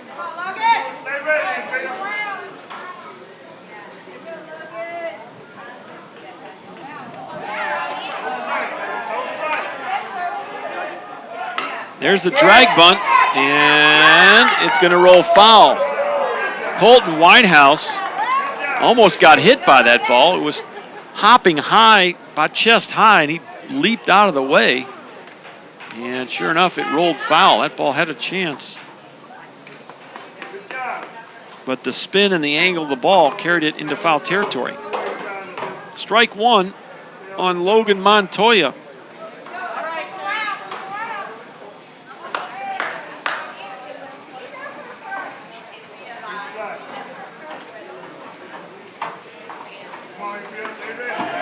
Six-1 Tyler, bottom of the 5th, but the Harvesters with some pressure here. First 2 base runners aboard with nobody out. And again, Montoya tries to drag bunt, fouls it off. So it's 0-2 now on the Eastfield leadoff hitter, Logan Montoya.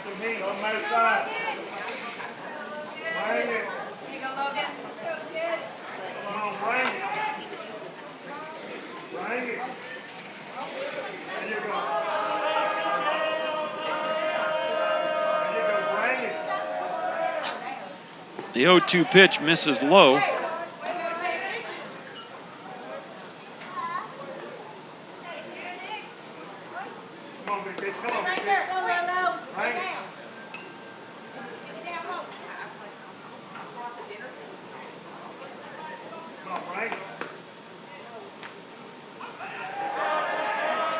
One ball, two strikes. First and second, nobody out. The pitch.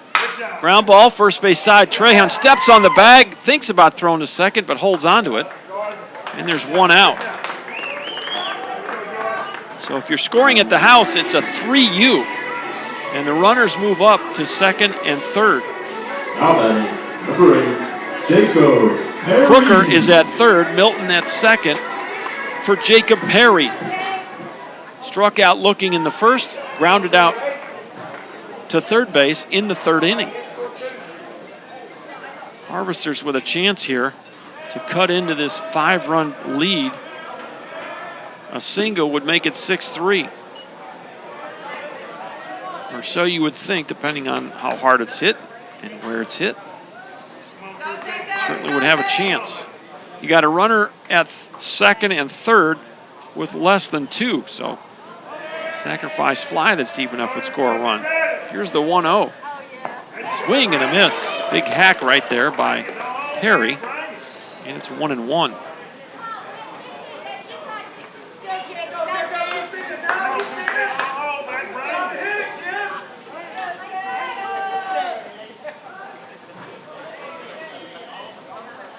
One ball, one strike, one out. 2 aboard for Eastfield.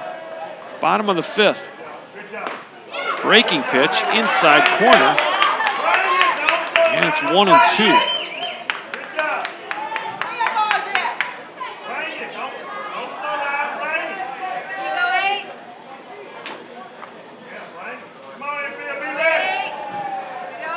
Whitmarsh comes set. The 1-2. Ground ball to third. Whitehouse makes the play, throws across, got in. A run comes in, and it's 6-2 on the fielder's choice by Jacob Perry.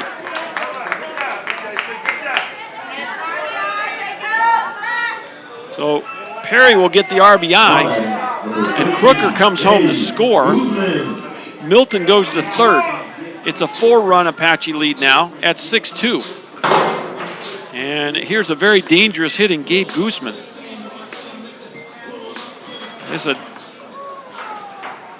Got to be very careful here if you're Mason Whitmarsh.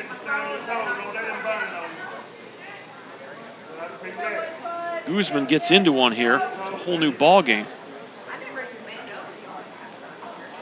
Again, Guzman, their leading hitter at .402 coming in. 7 home runs, 62 RBIs. He's already got a double in this game. Hit a ball to the shortstop his first time up and doubled to left field back in the 3rd inning. First pitch missed for ball 1. Whitmarsh comes set, the pitch. Ground ball to second. McCusick secures it, throws it. There's your inning. But the Harvesters do get 1 run on 1 hit. They leave a guy at third. And here we go to the 6th inning. Your new score for Mike Carter Field, 6-2. Tyler leads the Eastfield Harvesters. Back in a minute on ApacheAthletics.com.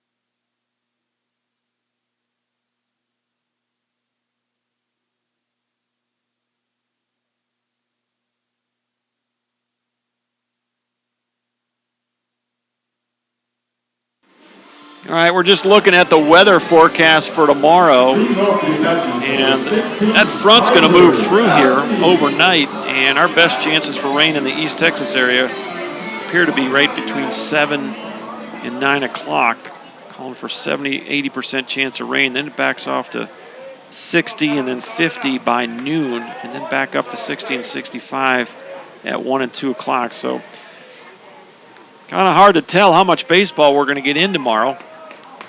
But we're supposed to play at least 2 ball games, a 12 o'clock and a 4 o'clock. But we'll just have to wait see how the weather goes. No weather on the way tonight, so should be able to get the final game of the day between Coastal Bend and Brookhaven in without a problem. 6-2, we move to the 6th inning. Tyler Abney, 0 for 2. He's flown out to left and he's flown out to right. Michael Tamez still on the mound for the Harvesters. Again, whoever loses this ball game is going to have to win 3 more, and the winner could be 1 win away from an opportunity to go to the World Series in Greenville, Tennessee. The pitch in there for a strike. It's 3-1.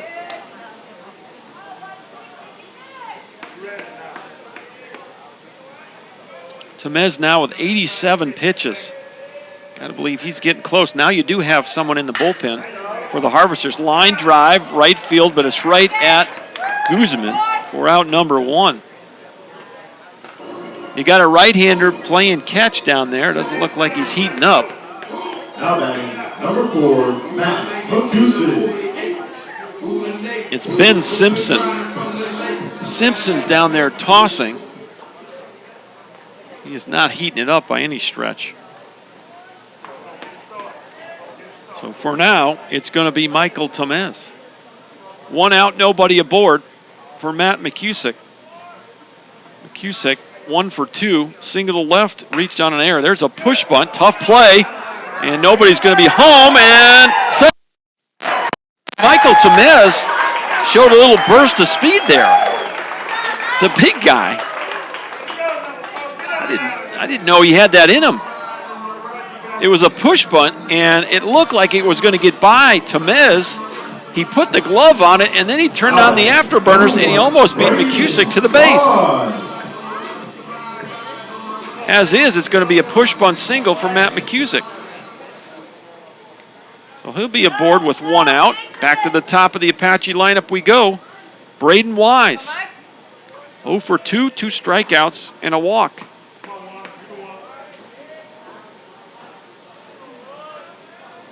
.62 and 286. Tamez showed a little burst of speed there. Might be tight end material. I wouldn't want to have to guard him.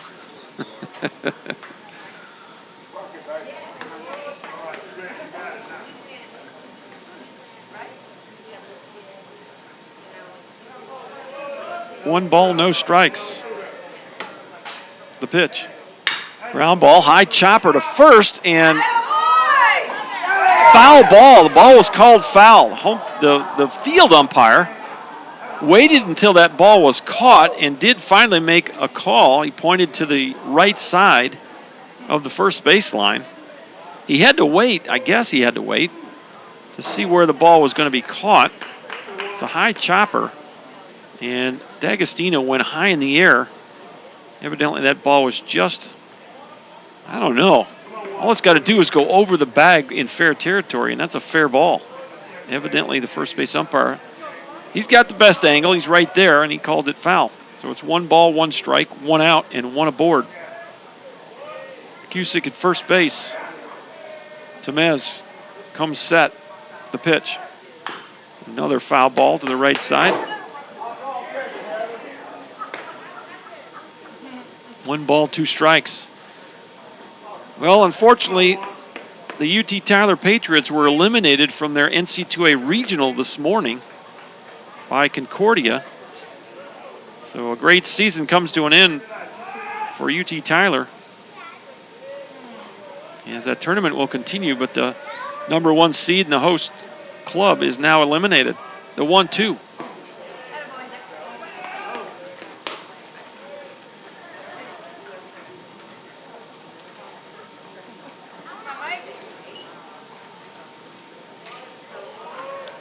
Braden Wise up for the 4th time today. 2 balls, 2 strikes. Tamez taking a little longer here. Tell you what, game time temperature was 87. It's got to be pretty toasty down in that field. I've thrown batting practice a number of times on this field, and boy, on a day like today, that rubber just holds that heat. We've had a lot of sun in the afternoon hours. And Tamez pushing 100 pitches here. Well, it says it's still 87 degrees, so we may not get any warmer, but that's pretty toasty for May 19th.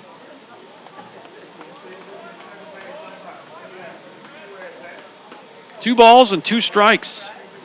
Braden Wise looking for his first hit of the day. McCusick at first. Here's the pitch. That ball's well hit. Gooseman going back and catches it right in front of the warning track in right field for out number 2. A couple of well hit balls to right field this inning. Abney drilled one to right to lead the inning off. And that ball was hit well by Braden Wise. Here's Jared Wells, 3 for 3 today. I don't know if you can do any better. 2 singles, a 3-run homer, and 3 runs scored. And now you're going to have a visit from Coach Martin. This is a long and a slow walk. And I didn't think they had anyone going that hard in the bullpen. I don't think this is going to be a pitching change. Coach Martin's out there talking to Michael Tamez right up in his face, just having a serious talk with the young man. Maybe ask this might be, how do you feel right now? How much you got left in the tank, big guy? That's maybe what this looks like. And well, maybe not, because he takes the ball and they're going to go to the bullpen. I did not see anyone throwing that hard, but evidently they have a guy ready to go. So that's going to be all for Michael Tamez in this one. And final pitch count is 95 for Tamez. And he goes 5 2/3 innings and throws 95 pitches. Gives up 6 runs on 10 hits. He struck out 2 batters and did not walk an Apache. So Tamez will give way, and it is he must have gotten loose when I wasn't looking. Ben Simpson's going to be the new pitcher. He's listed as a 5'10" sophomore, 170 pounds, out of Jennings, Louisiana. The new pitcher is Ben Simpson. Back in a minute. 6'2" Apaches.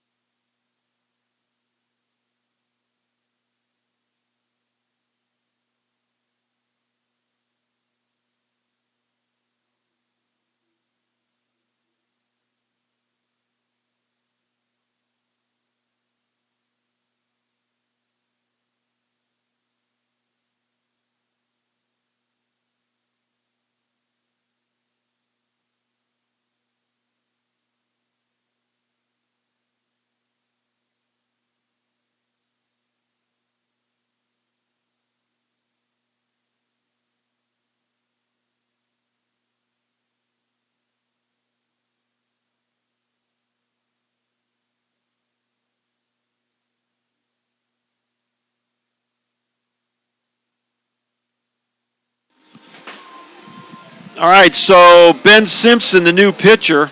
Let's give you some numbers on Simpson. I'm looking through the pitching stats here.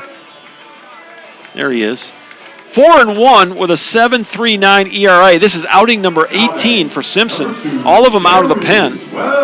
28 innings pitched, 20 strikeouts, 18 walks for the sophomore from Jennings, Louisiana, Ben Simpson. 2 outs, 6th inning. Jared Wells steps in, having a whale of a day. 3 for 3, 3 runs scored, and 3 RBIs. First pitch. I think it's fair to say that Wellesley is seeing the ball well today.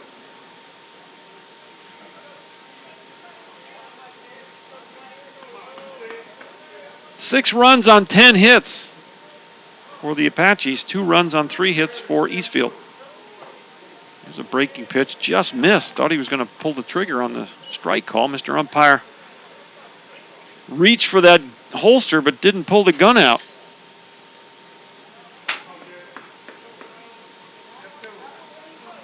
Simpson comes set. Going to throw a pick off.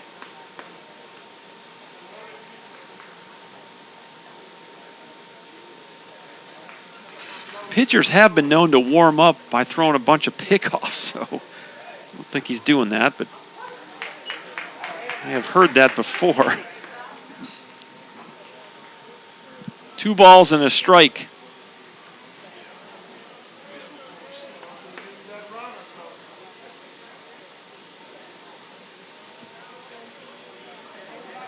Another snap throw over.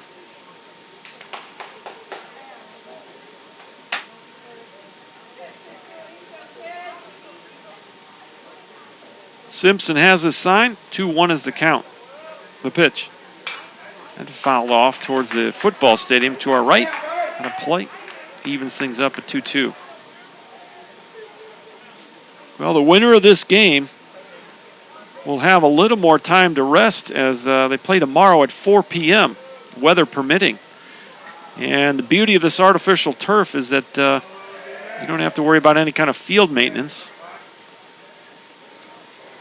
The only problem, if it is a harder rain, somebody's got to make a decision on when you play and when you come off that field. No tarp to pull. Fouled out of play. That is not the case over at UT Tyler. They're hosting a regional. And I think they're going to play the tarp game all day long if the weather forecast holds. It's possible that we won't get the weather. Occasionally it stays north of this area.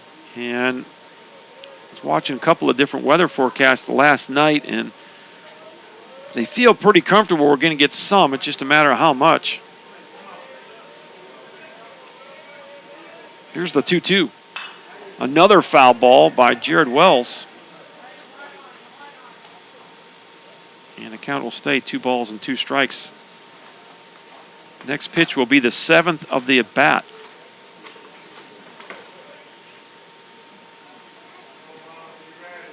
Ben Simpson, the sophomore from Jennings, Louisiana, on in relief of Michael Tamez. The next 2-2. Ground ball up the middle. Base hit. Jared Wells 4 for 4.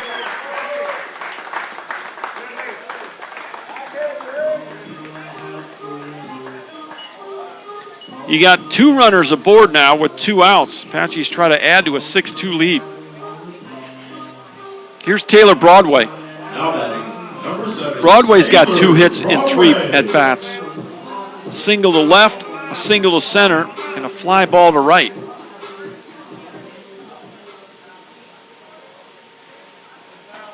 Apaches now with 11 hits in the ballgame.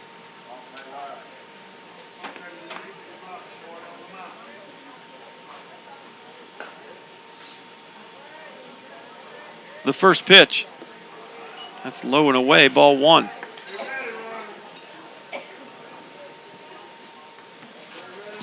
I'm going to guess that both these teams are sitting below here. I'm going to guess that these teams that are playing next are underneath the bleacher, underneath the press box. I don't see them here, and we're just over an hour from game time. Next pitch is outside. It's 2-0.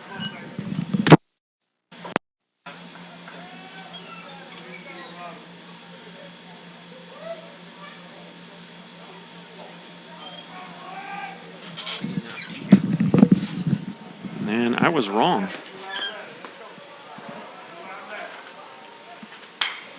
pop-up off to the right side of this ballpark and just inside the brick wall.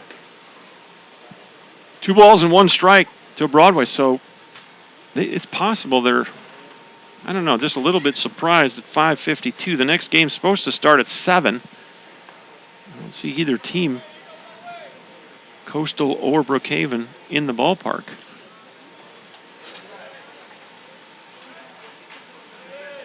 (6-2) is our score. Top of the 6th inning with 2 outs. Apaches have 2 aboard. They're trying to mount a 2-out rally here. Relief pitcher Ben Simpson on the mound. The pitch.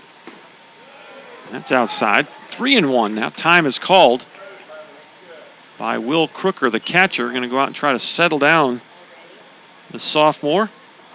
5'10" and 170. If you're an Eastfield fan here, you need to keep things right where they're at. You still got plenty of baseball in front of you here, just in the 6th inning, but gotta limit the damage here this inning. Apaches have not scored. A couple of line drives to right field and a couple of singles.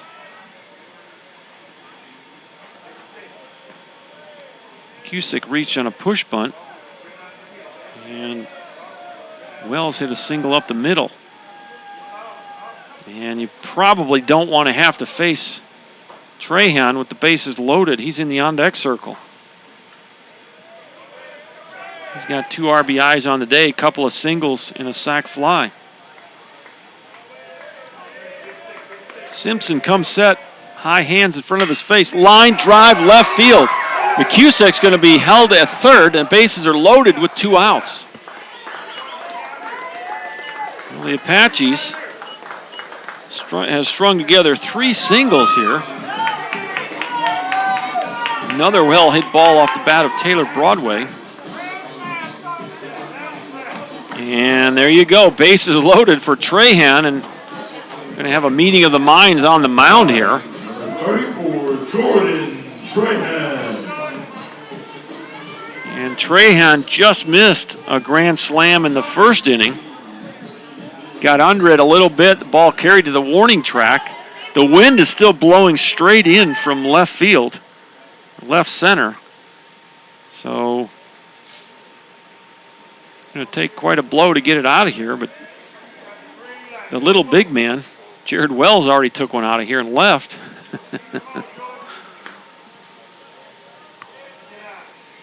Two outs, bases loaded for Trahan. Simpson's going to go from the windup.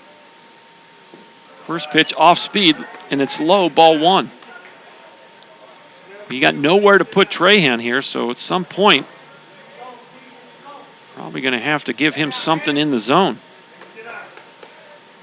The farther you fall behind, the more aggressive he's going to get. Here's the 1-0. Another low pitch. I'll tell you right now, Trahan's got that look in his eye. Watching him, his pre-swing routine, you can kind of tell when he's locked in a bit, just the way he approaches his plate appearances. And the good hitters, you can see how they take pitches, and Trahan was right on that pitch. It wasn't close to the zone. It's a 2-0 count. The windup and the pitch. Takes one high, 3-0.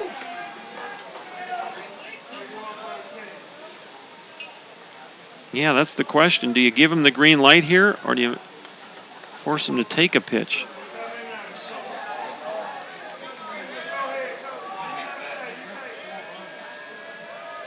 The pitch. Ball 4.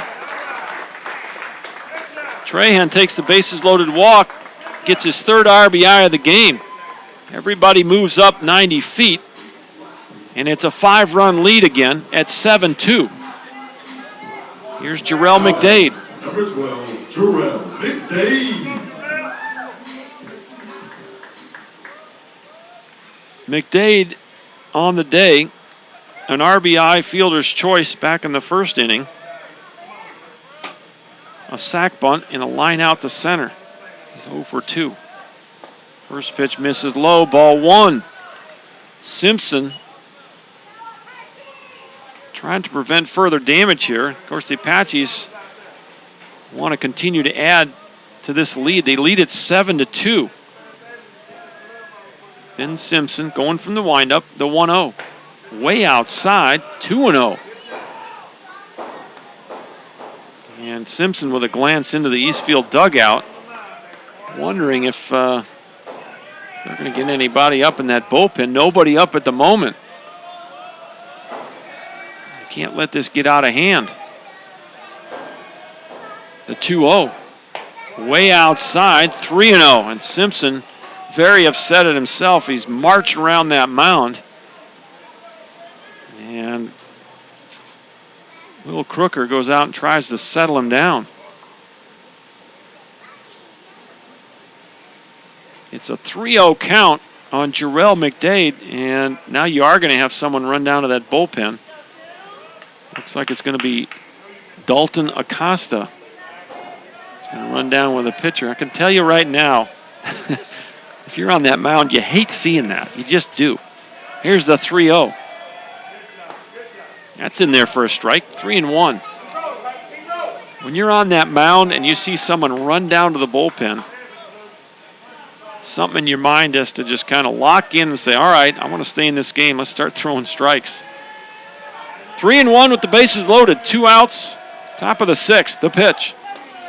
In there for a strike, it's 3-2. McDade thought it was ball 4, took a step toward first base, and he'll step back into the box with a full count. Runners will be moving on this pitch.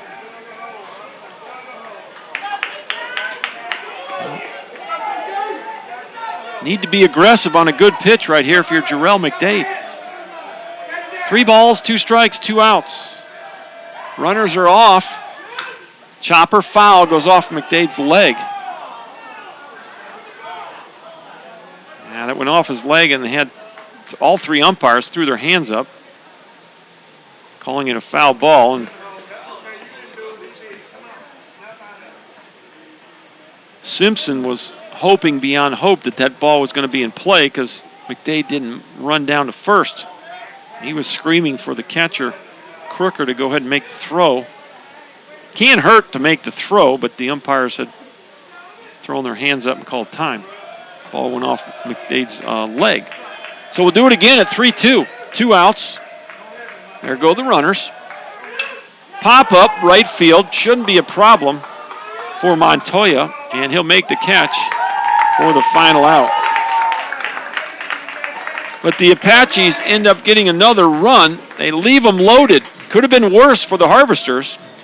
And your new score for Mike Carter as we go to the bottom of the 6th, it's 7-2 Tyler.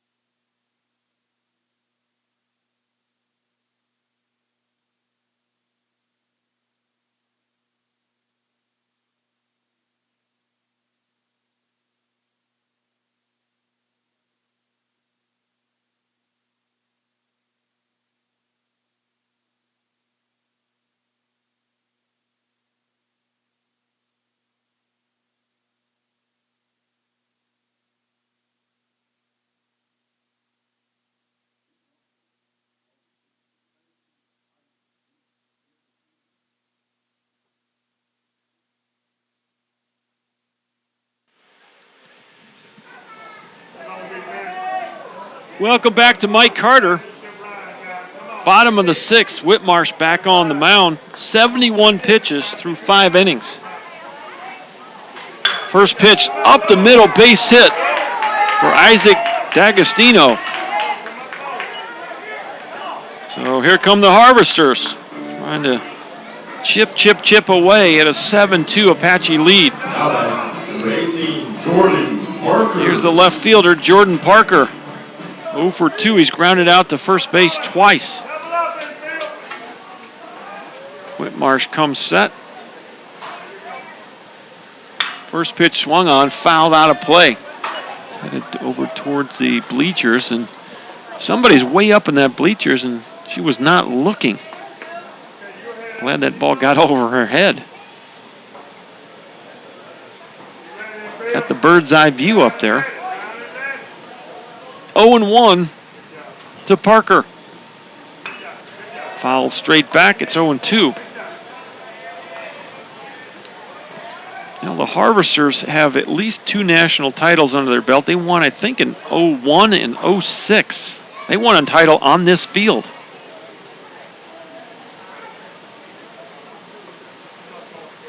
I guess they won in maybe 08. There's a ground ball. Wells to McCusick. What a game. That ball was sure. Dives behind the bag, flips it to McCusick at second, and McCusick with a great turn. Wow. Flashing the leather right there. 6-4-3. Well hit ball by. And Wells slid, caught it, flipped to McCusick. McCusick had to make a strong throw, and he did. Clears the bases, 2 outs for Skylar Black.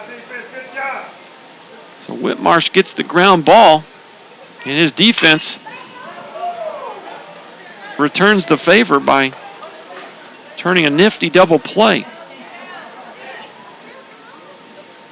Ball's fouled out of play. It's 0-1.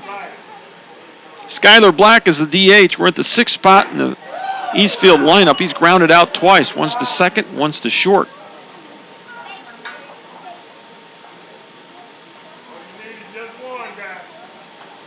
So now you have 2 outs and nobody aboard. Eastfield trying to create a little momentum, and ground ball left side. Well, can he get in? Long throw. Got it. What an inning. In the 6 hole, backhand and a long throw. Trahan's all pumped up over there at first base. He should be. He stretched as long as he could and made the grab for the final out. So some nifty defense by the Apache infielders, especially Jared Wells. And we will head to the 7th inning. 7-2, Tyler over Eastfield. You're watching NJCAA District C action on ApacheAthletics.com.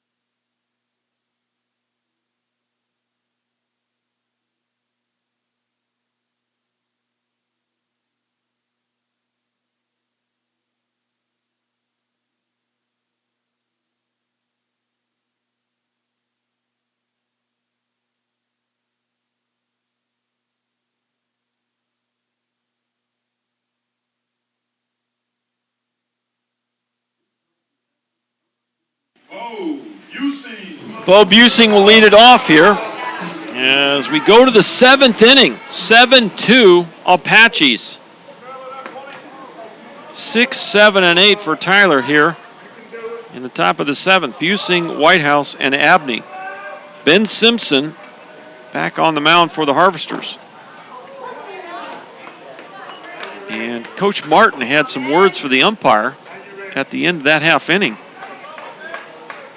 Umpires were meeting out by the mound. Not exactly sure what that might have been about, but didn't look too happy about whatever it was he was discussing with the three umpires on the other side. He was on the first base side of the pitcher's mound. It may have been the first baseman coming off the bag once again. That was a call that he disputed earlier.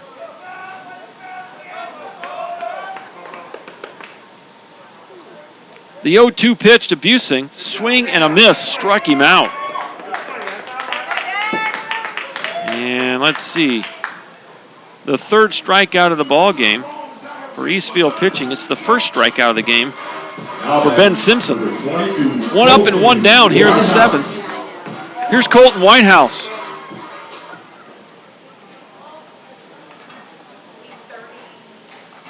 Still got 3 solid innings of baseball to go.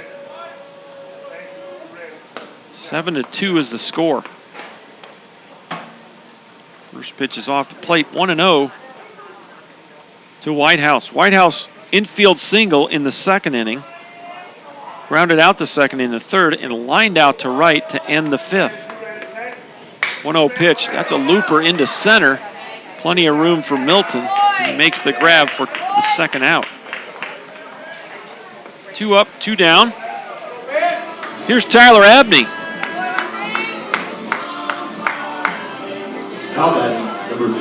Tyler Abney is 0 for 3. Hit the ball twice to right field, once to left.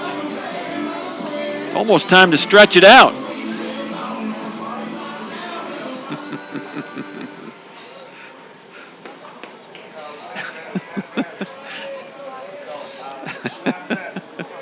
He said it's almost time to stretch it out.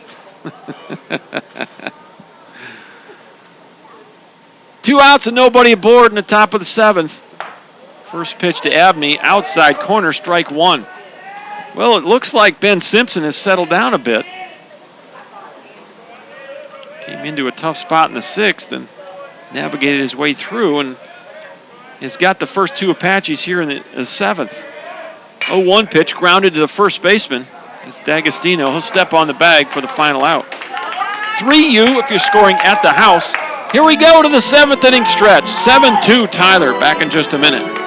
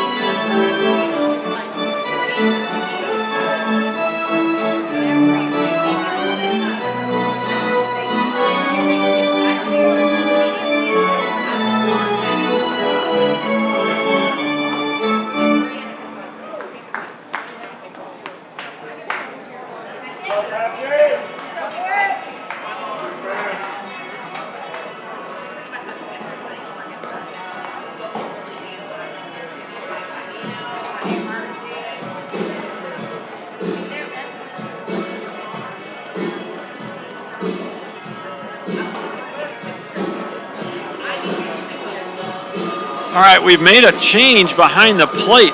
Blaze Beeson's going to take over for Abney here in the late innings. So Beeson now in the 8th spot. And I think that was what took a few minutes between innings as they were switching out the catcher's gear.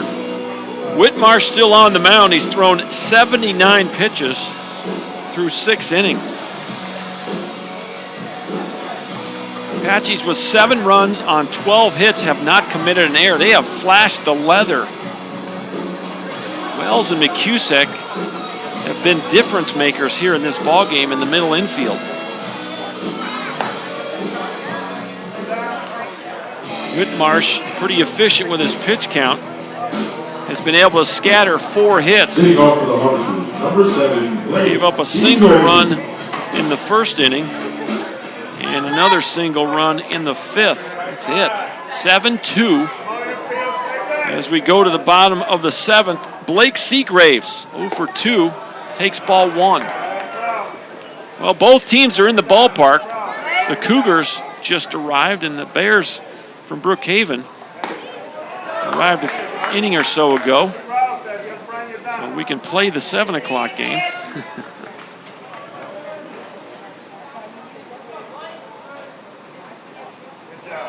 Here's the pitch. It's in the dirt. Nobody on and nobody out. 2-1 count to Seagraves. Whitmarsh with the deep breath, the 2-1. Ground ball to short. Wells catches, throws, got him.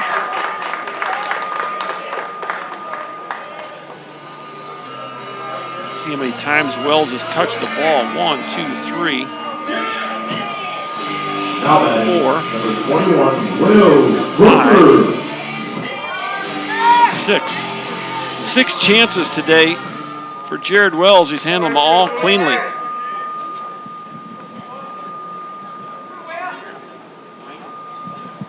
Not sure what the ringing noise is. And it just stopped. Didn't know if it was my microphone or the crowd mic, or you guys were hearing that? 0-1 after the foul ball by Will Crooker. Fastball misses outside. 1 ball, 1 strike. Crooker walked back in the 2nd inning, a single to left, and scored a run in the 5th. Whitmarsh taking a few more deep breaths here in the late going. Ground ball, chopper to 3rd. Whitehouse on the run, makes the throw. Got him. Again, Patchy infield doing a nice job. And Whitmarsh getting the ground balls.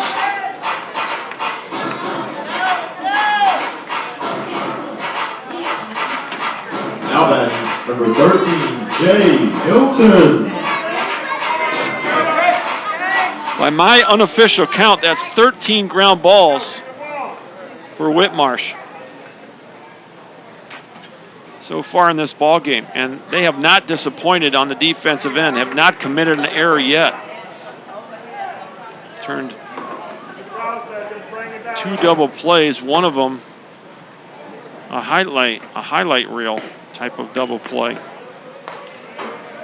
You have 2 double plays, or just, I guess they just have 1.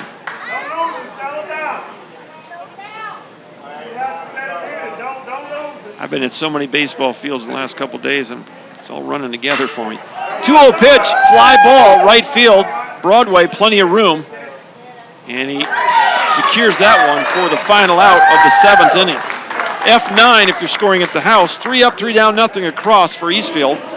We head to the 8th inning. Score remains. Tyler Junior College 7, Eastfield 2.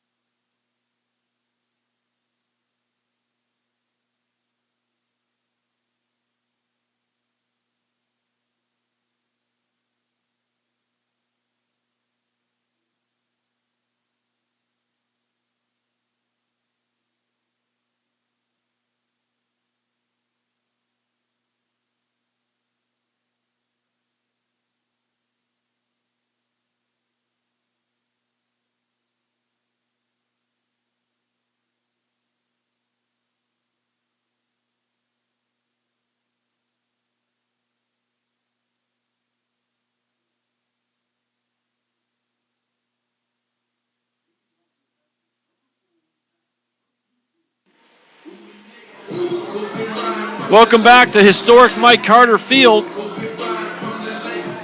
9-1-2 for the Tyler Apaches. Hold on to a 5-run advantage as we head to the 8th inning. They're the visitors on the scoreboard. So they can hold on to the lead. The Eastfield Harvesters will have the last at bats.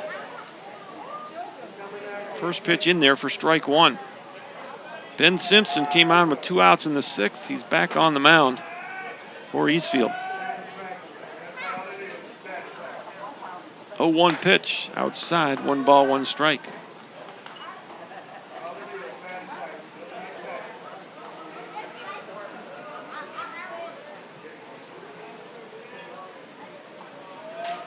Cusick, 2 hits and 3 trips to the plate so far in this ball game. There's a high chopper. D'Agostino flips it over. Nice play right there. That wasn't easy. D'Agostino had to come way in, take the short hop, and he quickly flipped it to Simpson, who was running right in front of him. So 1 out here in the 8th. Back to the top of the lineup we go, Braden Wise. Wise is 0 for 3, struck out twice, lined out to right field, and walked and scored a run way back in the 1st inning. We're in the top of the 8th. This is game number 7 of the NJCAA District C tournament. Game 8 will be about probably 30 or 45 minutes after this one's over. I'm going to think here, Coastal. Both teams have already played a game, so I wouldn't think they would want to be taken in out, so might be a little quicker. So when this ball game is over, probably about a 30-minute gap, and then the final game of the day between the Cougars and the Bears. 1-1 pitch. Ground ball foul down the left field line. We got somebody getting loose in that Apache batting cage. I'm not sure if he's getting ready to pitch or just getting stretched out down there. Is it Gorby? Well, we might see Gorby here at the end of this ball game. He's getting his body ready. Right now he's not on the mound. The 1-2. Outside, 2-2.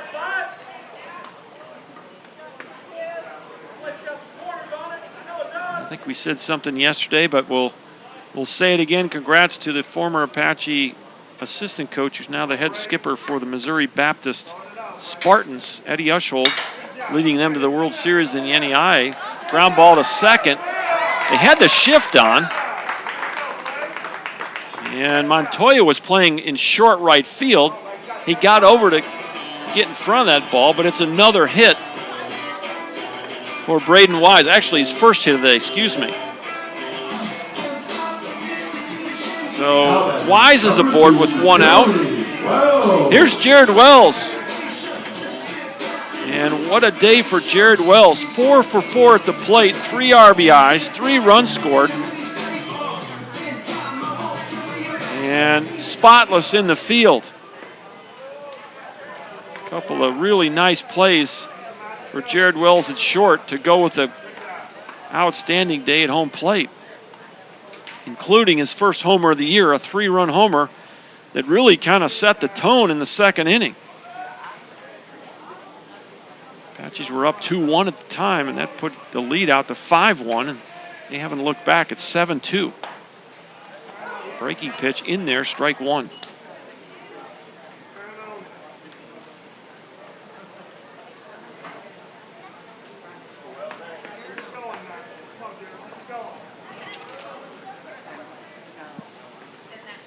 Simpson on the mound, came in the 6th. The pitch popped out of play, and it's 0-2 on Jared Wells.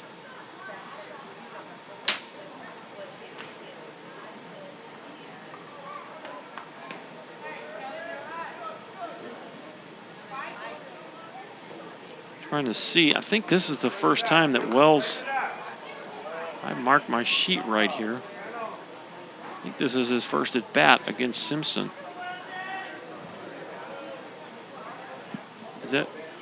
Was he the first one? Okay, so this is actually this will be one full time through the lineup now for Simpson.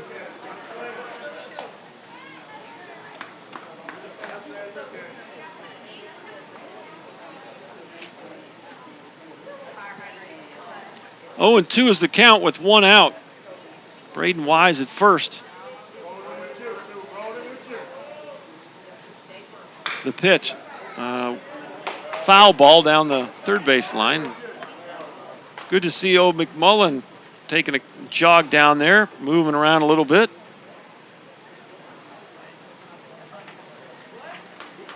Coastal Bend Cougars getting dressed down in the left field corner, bleacher section, and Brookhaven Bears in the first base side waiting for this one to end. We're in the 8th inning. So we won't, barring a extra inning affair here, probably within about, 20 minutes of this one being over. Of course, the Harvesters would like for it to be longer. They're going to take some time if they're going to come back and win this ball game. There's still time to do so. Obviously 7-2, very manageable here.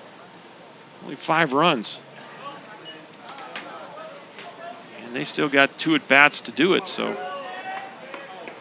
Apache's going to try to extend the lead with 1 out here in the top of the 8th. They have a runner at first.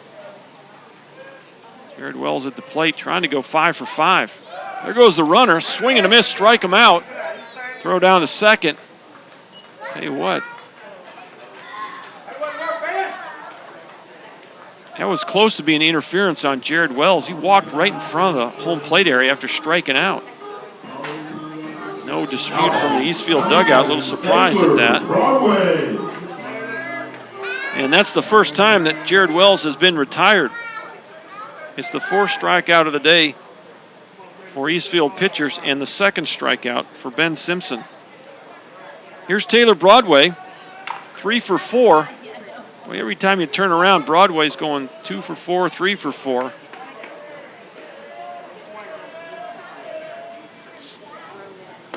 First pitch to Broadway misses, ball 1. He is leading the Apaches with a .355 average. Broadway's got 20 doubles, 1 triple, 10 homers, 31 extra base hits, 57 RBIs, is second only to Trahan. The 1-0. It's in there for a strike.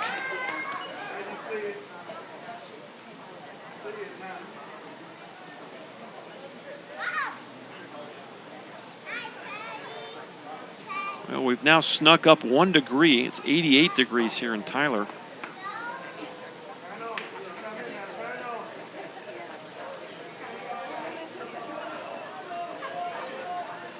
One ball, 1 strike, and now Simpson's going to keep Braden Wise close to second base.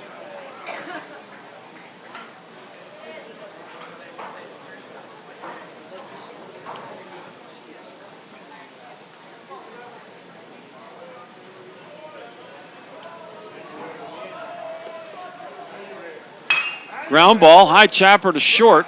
Perry can't make the play. It's going to get by him. A run's coming home. It's 8-2 Apaches. That's going to be an error on the shortstop, Jacob Perry.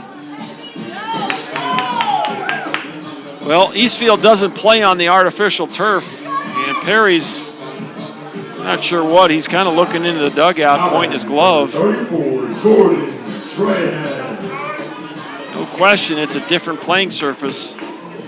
And on a chopper like that, boy, that ball just ate him up. 8-2 Apaches. And here's Trahan. He's already got 3 RBIs. Broadway's at first with 2 outs. The pitch. It's in the dirt. 1 ball, no strikes.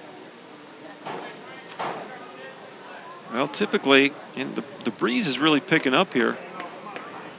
Last few minutes, we have some clouds developing right over center field. Don't Trying to pull up the radar here because it almost feels like it wants to rain. Ball's well hit to left center, and one hops the fence. Trahan's going to chug into second. Broadway's coming around to score. Trahan's going for third. Here's the throw to the back. It's going to be, the run's going to score. Oh, he called him safe. And I turned away to make sure the run was going to be counted.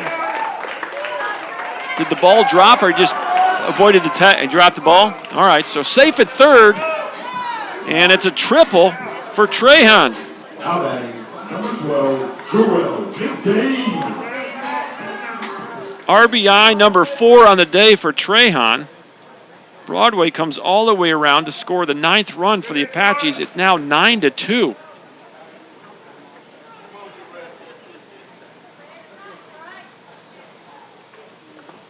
First pitch in there for strike one.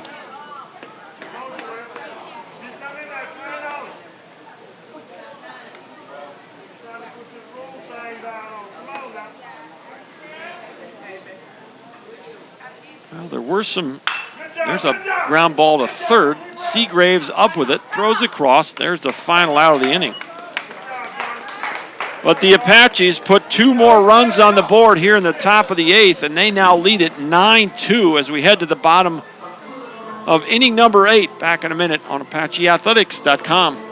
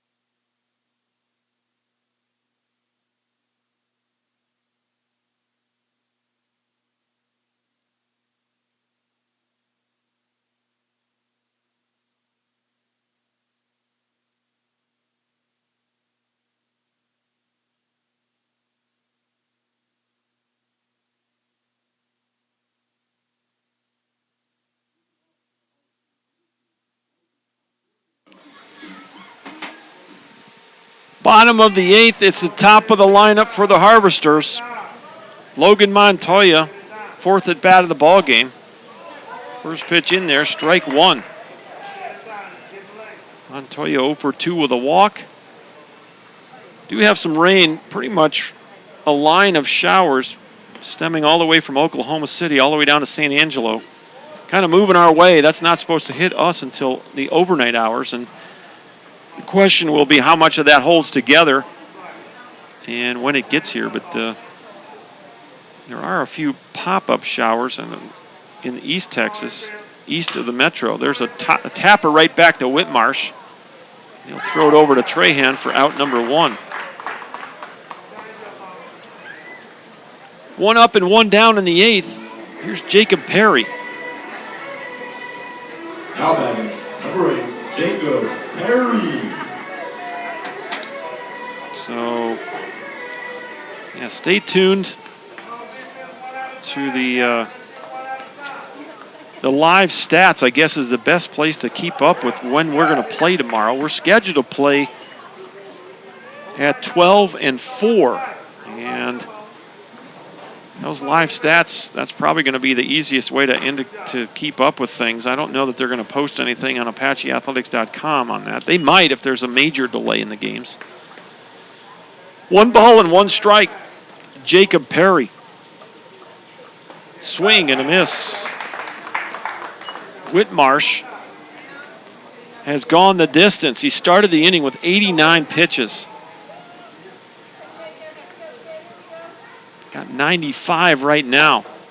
He's thrown 59 strikes and 36 balls.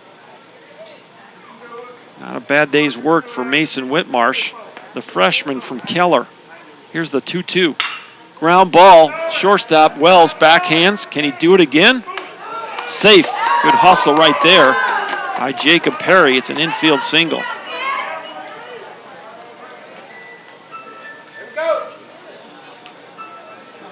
So the Harvesters still playing hard. Here's Gabe Guzman. 1 for 3. He doubled back in the third inning. 1 out here in the bottom of the 8th. Fastball misses away, 1-0. Well, we do have... Who is that? Travis French is tossing in the Apache bullpen. Swing and a miss. 1 ball, 1 strike to the Harvesters' best hitter. Miss Trahan making a comment about the triple from the big fella. Yeah, I was thinking that same thing. I was going to take a peek at that. Trahan with his first triple of the year. That's what I thought. This ballpark is not a triples ballpark. It is not. It's got kind of angled corners. It's really hard to get 3 unless you really can run. In there for a strike. 2 balls and 1 strike.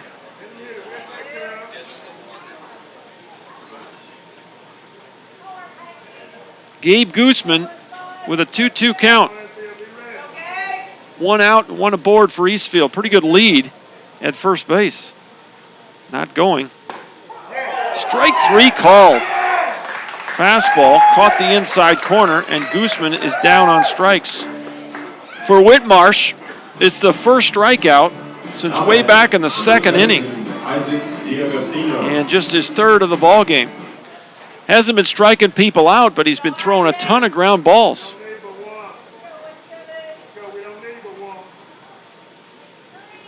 I got 14 ground ball outs unofficially for Whitmarsh.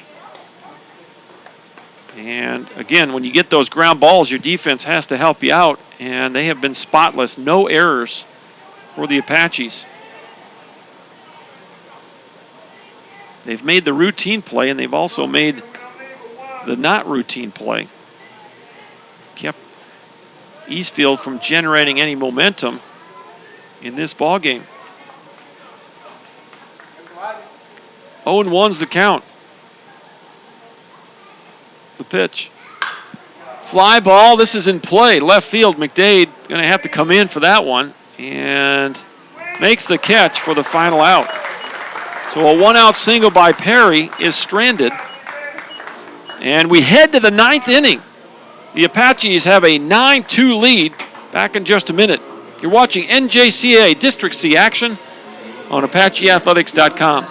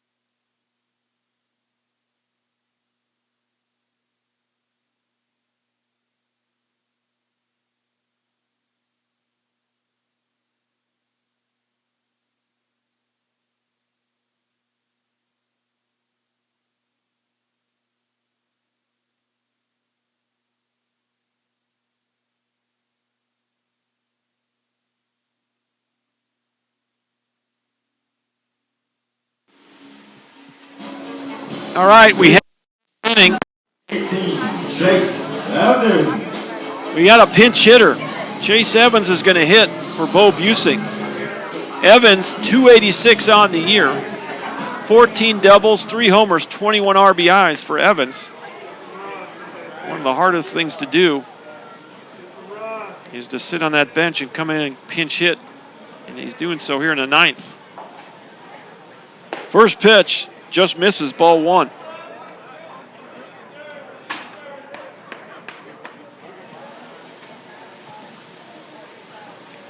We're at the 6th spot in the Apache lineup. The 1-0. It's going to be bounced into the net. 1 ball, 1 strike on Chase Evans. Bo Busing was the DH, so no defensive adjustments needed to be made here. Colton Whitehouse stands on deck. Here's the 1-1. Breaking pitch just off the plate. 2 balls, 1 strike.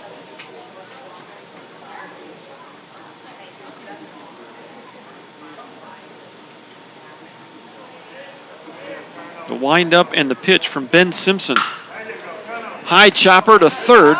Seagraves up with it. Throws across. And there's one away here in the 9th. That's going to bring up Colton Whitehouse. 1 for 4 in this ball game. He had an infield single back in the 2nd inning and ended up scoring.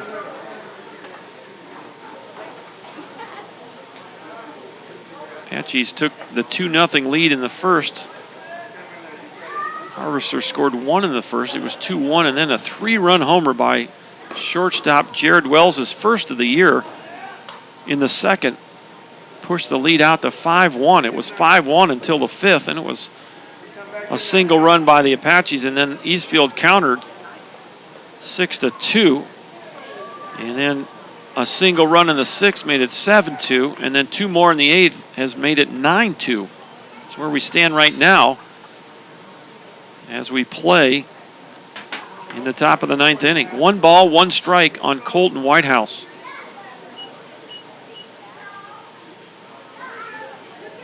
Simpson winds and the pitch. Off the end of the bat, Seagraves again throws it across. Nice play right there. And there's 2 up and 2 down in the 9th. And this is going to be Blaze Beeson's first at bat of the ball game. Beeson did play against Coastal Bend. He was 0 for 4. Struck out twice. Popped up to second, flew out to right field in yesterday's ball game. This will be his first at bat today. You can tell that the Cougars from Coastal Bend and the Brookhaven Bears milling around, getting ready to play their game. Just a couple outs away. Apache's bat here in the 9th inning with a 9-2 lead. Well, whoever wins this ball game, again, will advance to the 4 o'clock championship game tomorrow. And the loser will play the noon game tomorrow against the winner of Coastal and Brookhaven. The 1-0. Pop up in the infield. This should end the inning. Montoya is calling it and makes the catch for the final out. F4 if you're scoring at the house. 3 up, 3 down, nothing across for the Apaches. Here in the 9th, they eventually leave 8 runners on base, 6 of them in scoring position. We have the you're an Eastfield Harvester fan. You need 7 to tie and 8 to walk them off. We head to the bottom of the 9th when we come back.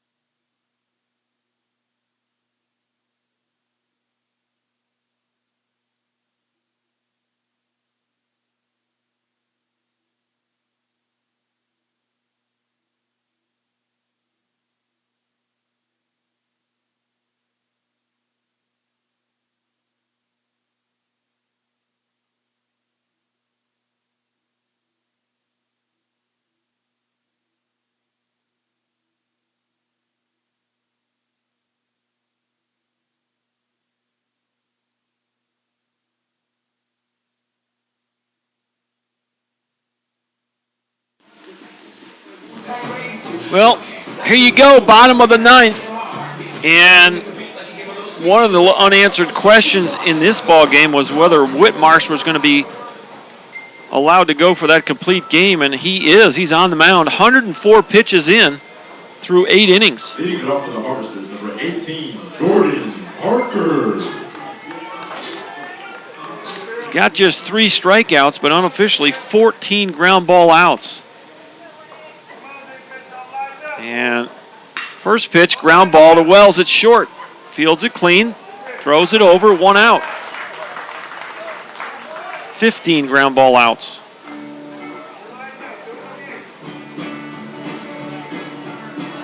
Number 20, Skyler. That was Jordan Parker.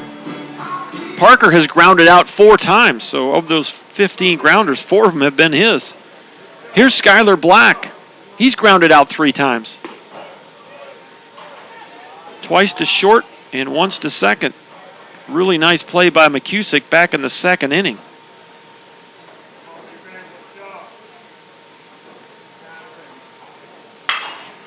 Little looper into left field, and McDade leaps up and makes the grab. Well hit ball by Black, but left fielder Jarrell McDade ran back and a couple of steps in front of the warning track, jumped up and made the grab. Well, 2 outs, you're down to your last out. Here's the third baseman, Blake Seagraves. Grounded out twice, flew out to right. First pitch swinging, looper, base hit to right field. Throwing to first, got him. And that would have been an awkward way to end the ball game right there. I don't know where I saw it. Was that here that we saw that happen? It's North Arkansas. Somebody hit a rocket to right field and Broadway threw him out.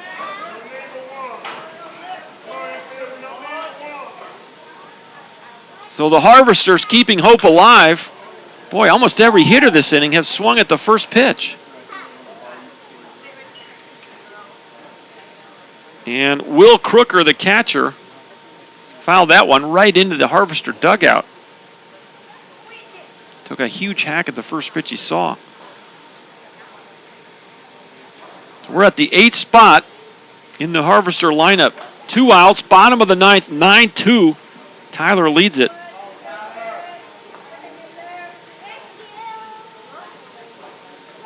Mason Whitmarsh trying to go complete game for the Apaches. Boy, what a boost that is. You go to the championship round with a complete game win. You haven't used any of your bullpen today. That pitch is in there, and you're down to your last strike. Seagraves with a 2-out single to right field is at first. Whitmarsh comes set. The 0-2 in the dirt. And it's 1 ball, 2 strikes. What an outing by Mason Whitmarsh, freshman from Keller.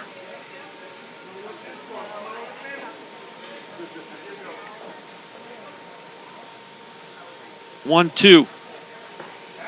Just missed. Mr. Umpire did not want to end the game on that, I guess. That was a pretty good spot. Apache faithful hooting and hollering. 2 balls, 2 strikes, 2 outs. The pitch. And that's going to miss, and it's a full count, 3-2.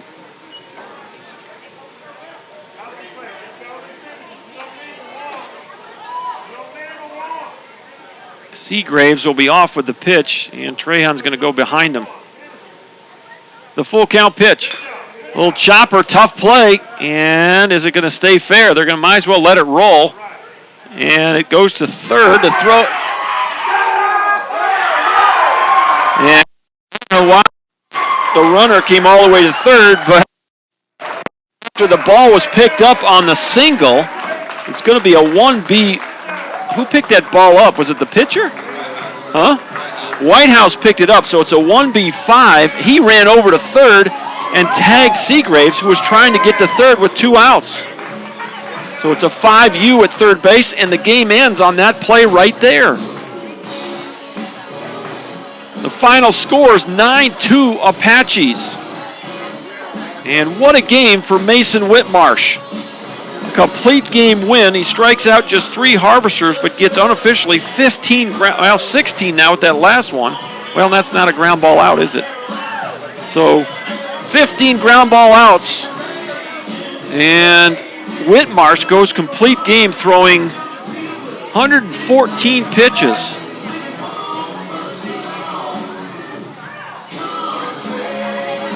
And Eastfield will end up leaving 5 runners on base, actually 6, and 3 of them in scoring position. They never really had a lot of opportunities to score runs. The Apaches end up leaving 8 runners on, 6 of them in scoring position. Final line score, the Apaches 9 runs on 14 hits, no errors. Great defense for Tyler today. The Harvesters from Eastfield College, 2 runs on 7 hits, and they committed 2 errors. So the win will put Tyler Junior College in the championship round tomorrow at 4 p.m. And it'll drop Eastfield down to the loser's bracket. They'll play the noon game against the winner of the ball game that's coming up next. 9-2 is the final. Whitmarsh, complete game win. It takes his record to 7-4 on the year. And the losing pitcher will be Michael Tamez. He'll drop to 5-5 on the season. The loss will drop Eastfield's record to 27-25. And the Apaches will take their record with this win to 36-20. So that'll wrap things up for Mike Carter Field. Game 7 in the books. It's a 9-2 Tyler win over Eastfield. Game number 8 will be in about 30 minutes from now. I've got 6:50 Central Time, so probably about, I'm going to guess it's going to be 7:30 before they get that one going. The Brookhaven Bears and the Coastal Bend Cougars out in the outfield getting ready to play the next ball game. And that'll be an elimination game. And one of those 2 teams will be eliminated from this District C tournament. And the winner will play Eastfield tomorrow at noon. Now, a lot of weather tomorrow in the forecast, so stay tuned to the, I'm going to guess the best place to stay tuned if you're going to try to keep up with this online is going to be the live stats. If those start popping, then we're playing baseball here in Tyler. You want to keep an eye on the radar as well because we're supposed to get some rain off and on all day long. A large percentage, especially early in the morning, and it may not materialize. It depends on if things hold together. But this ball game was played in 2 hours and 46 minutes, and it's a 9-2 Apache win.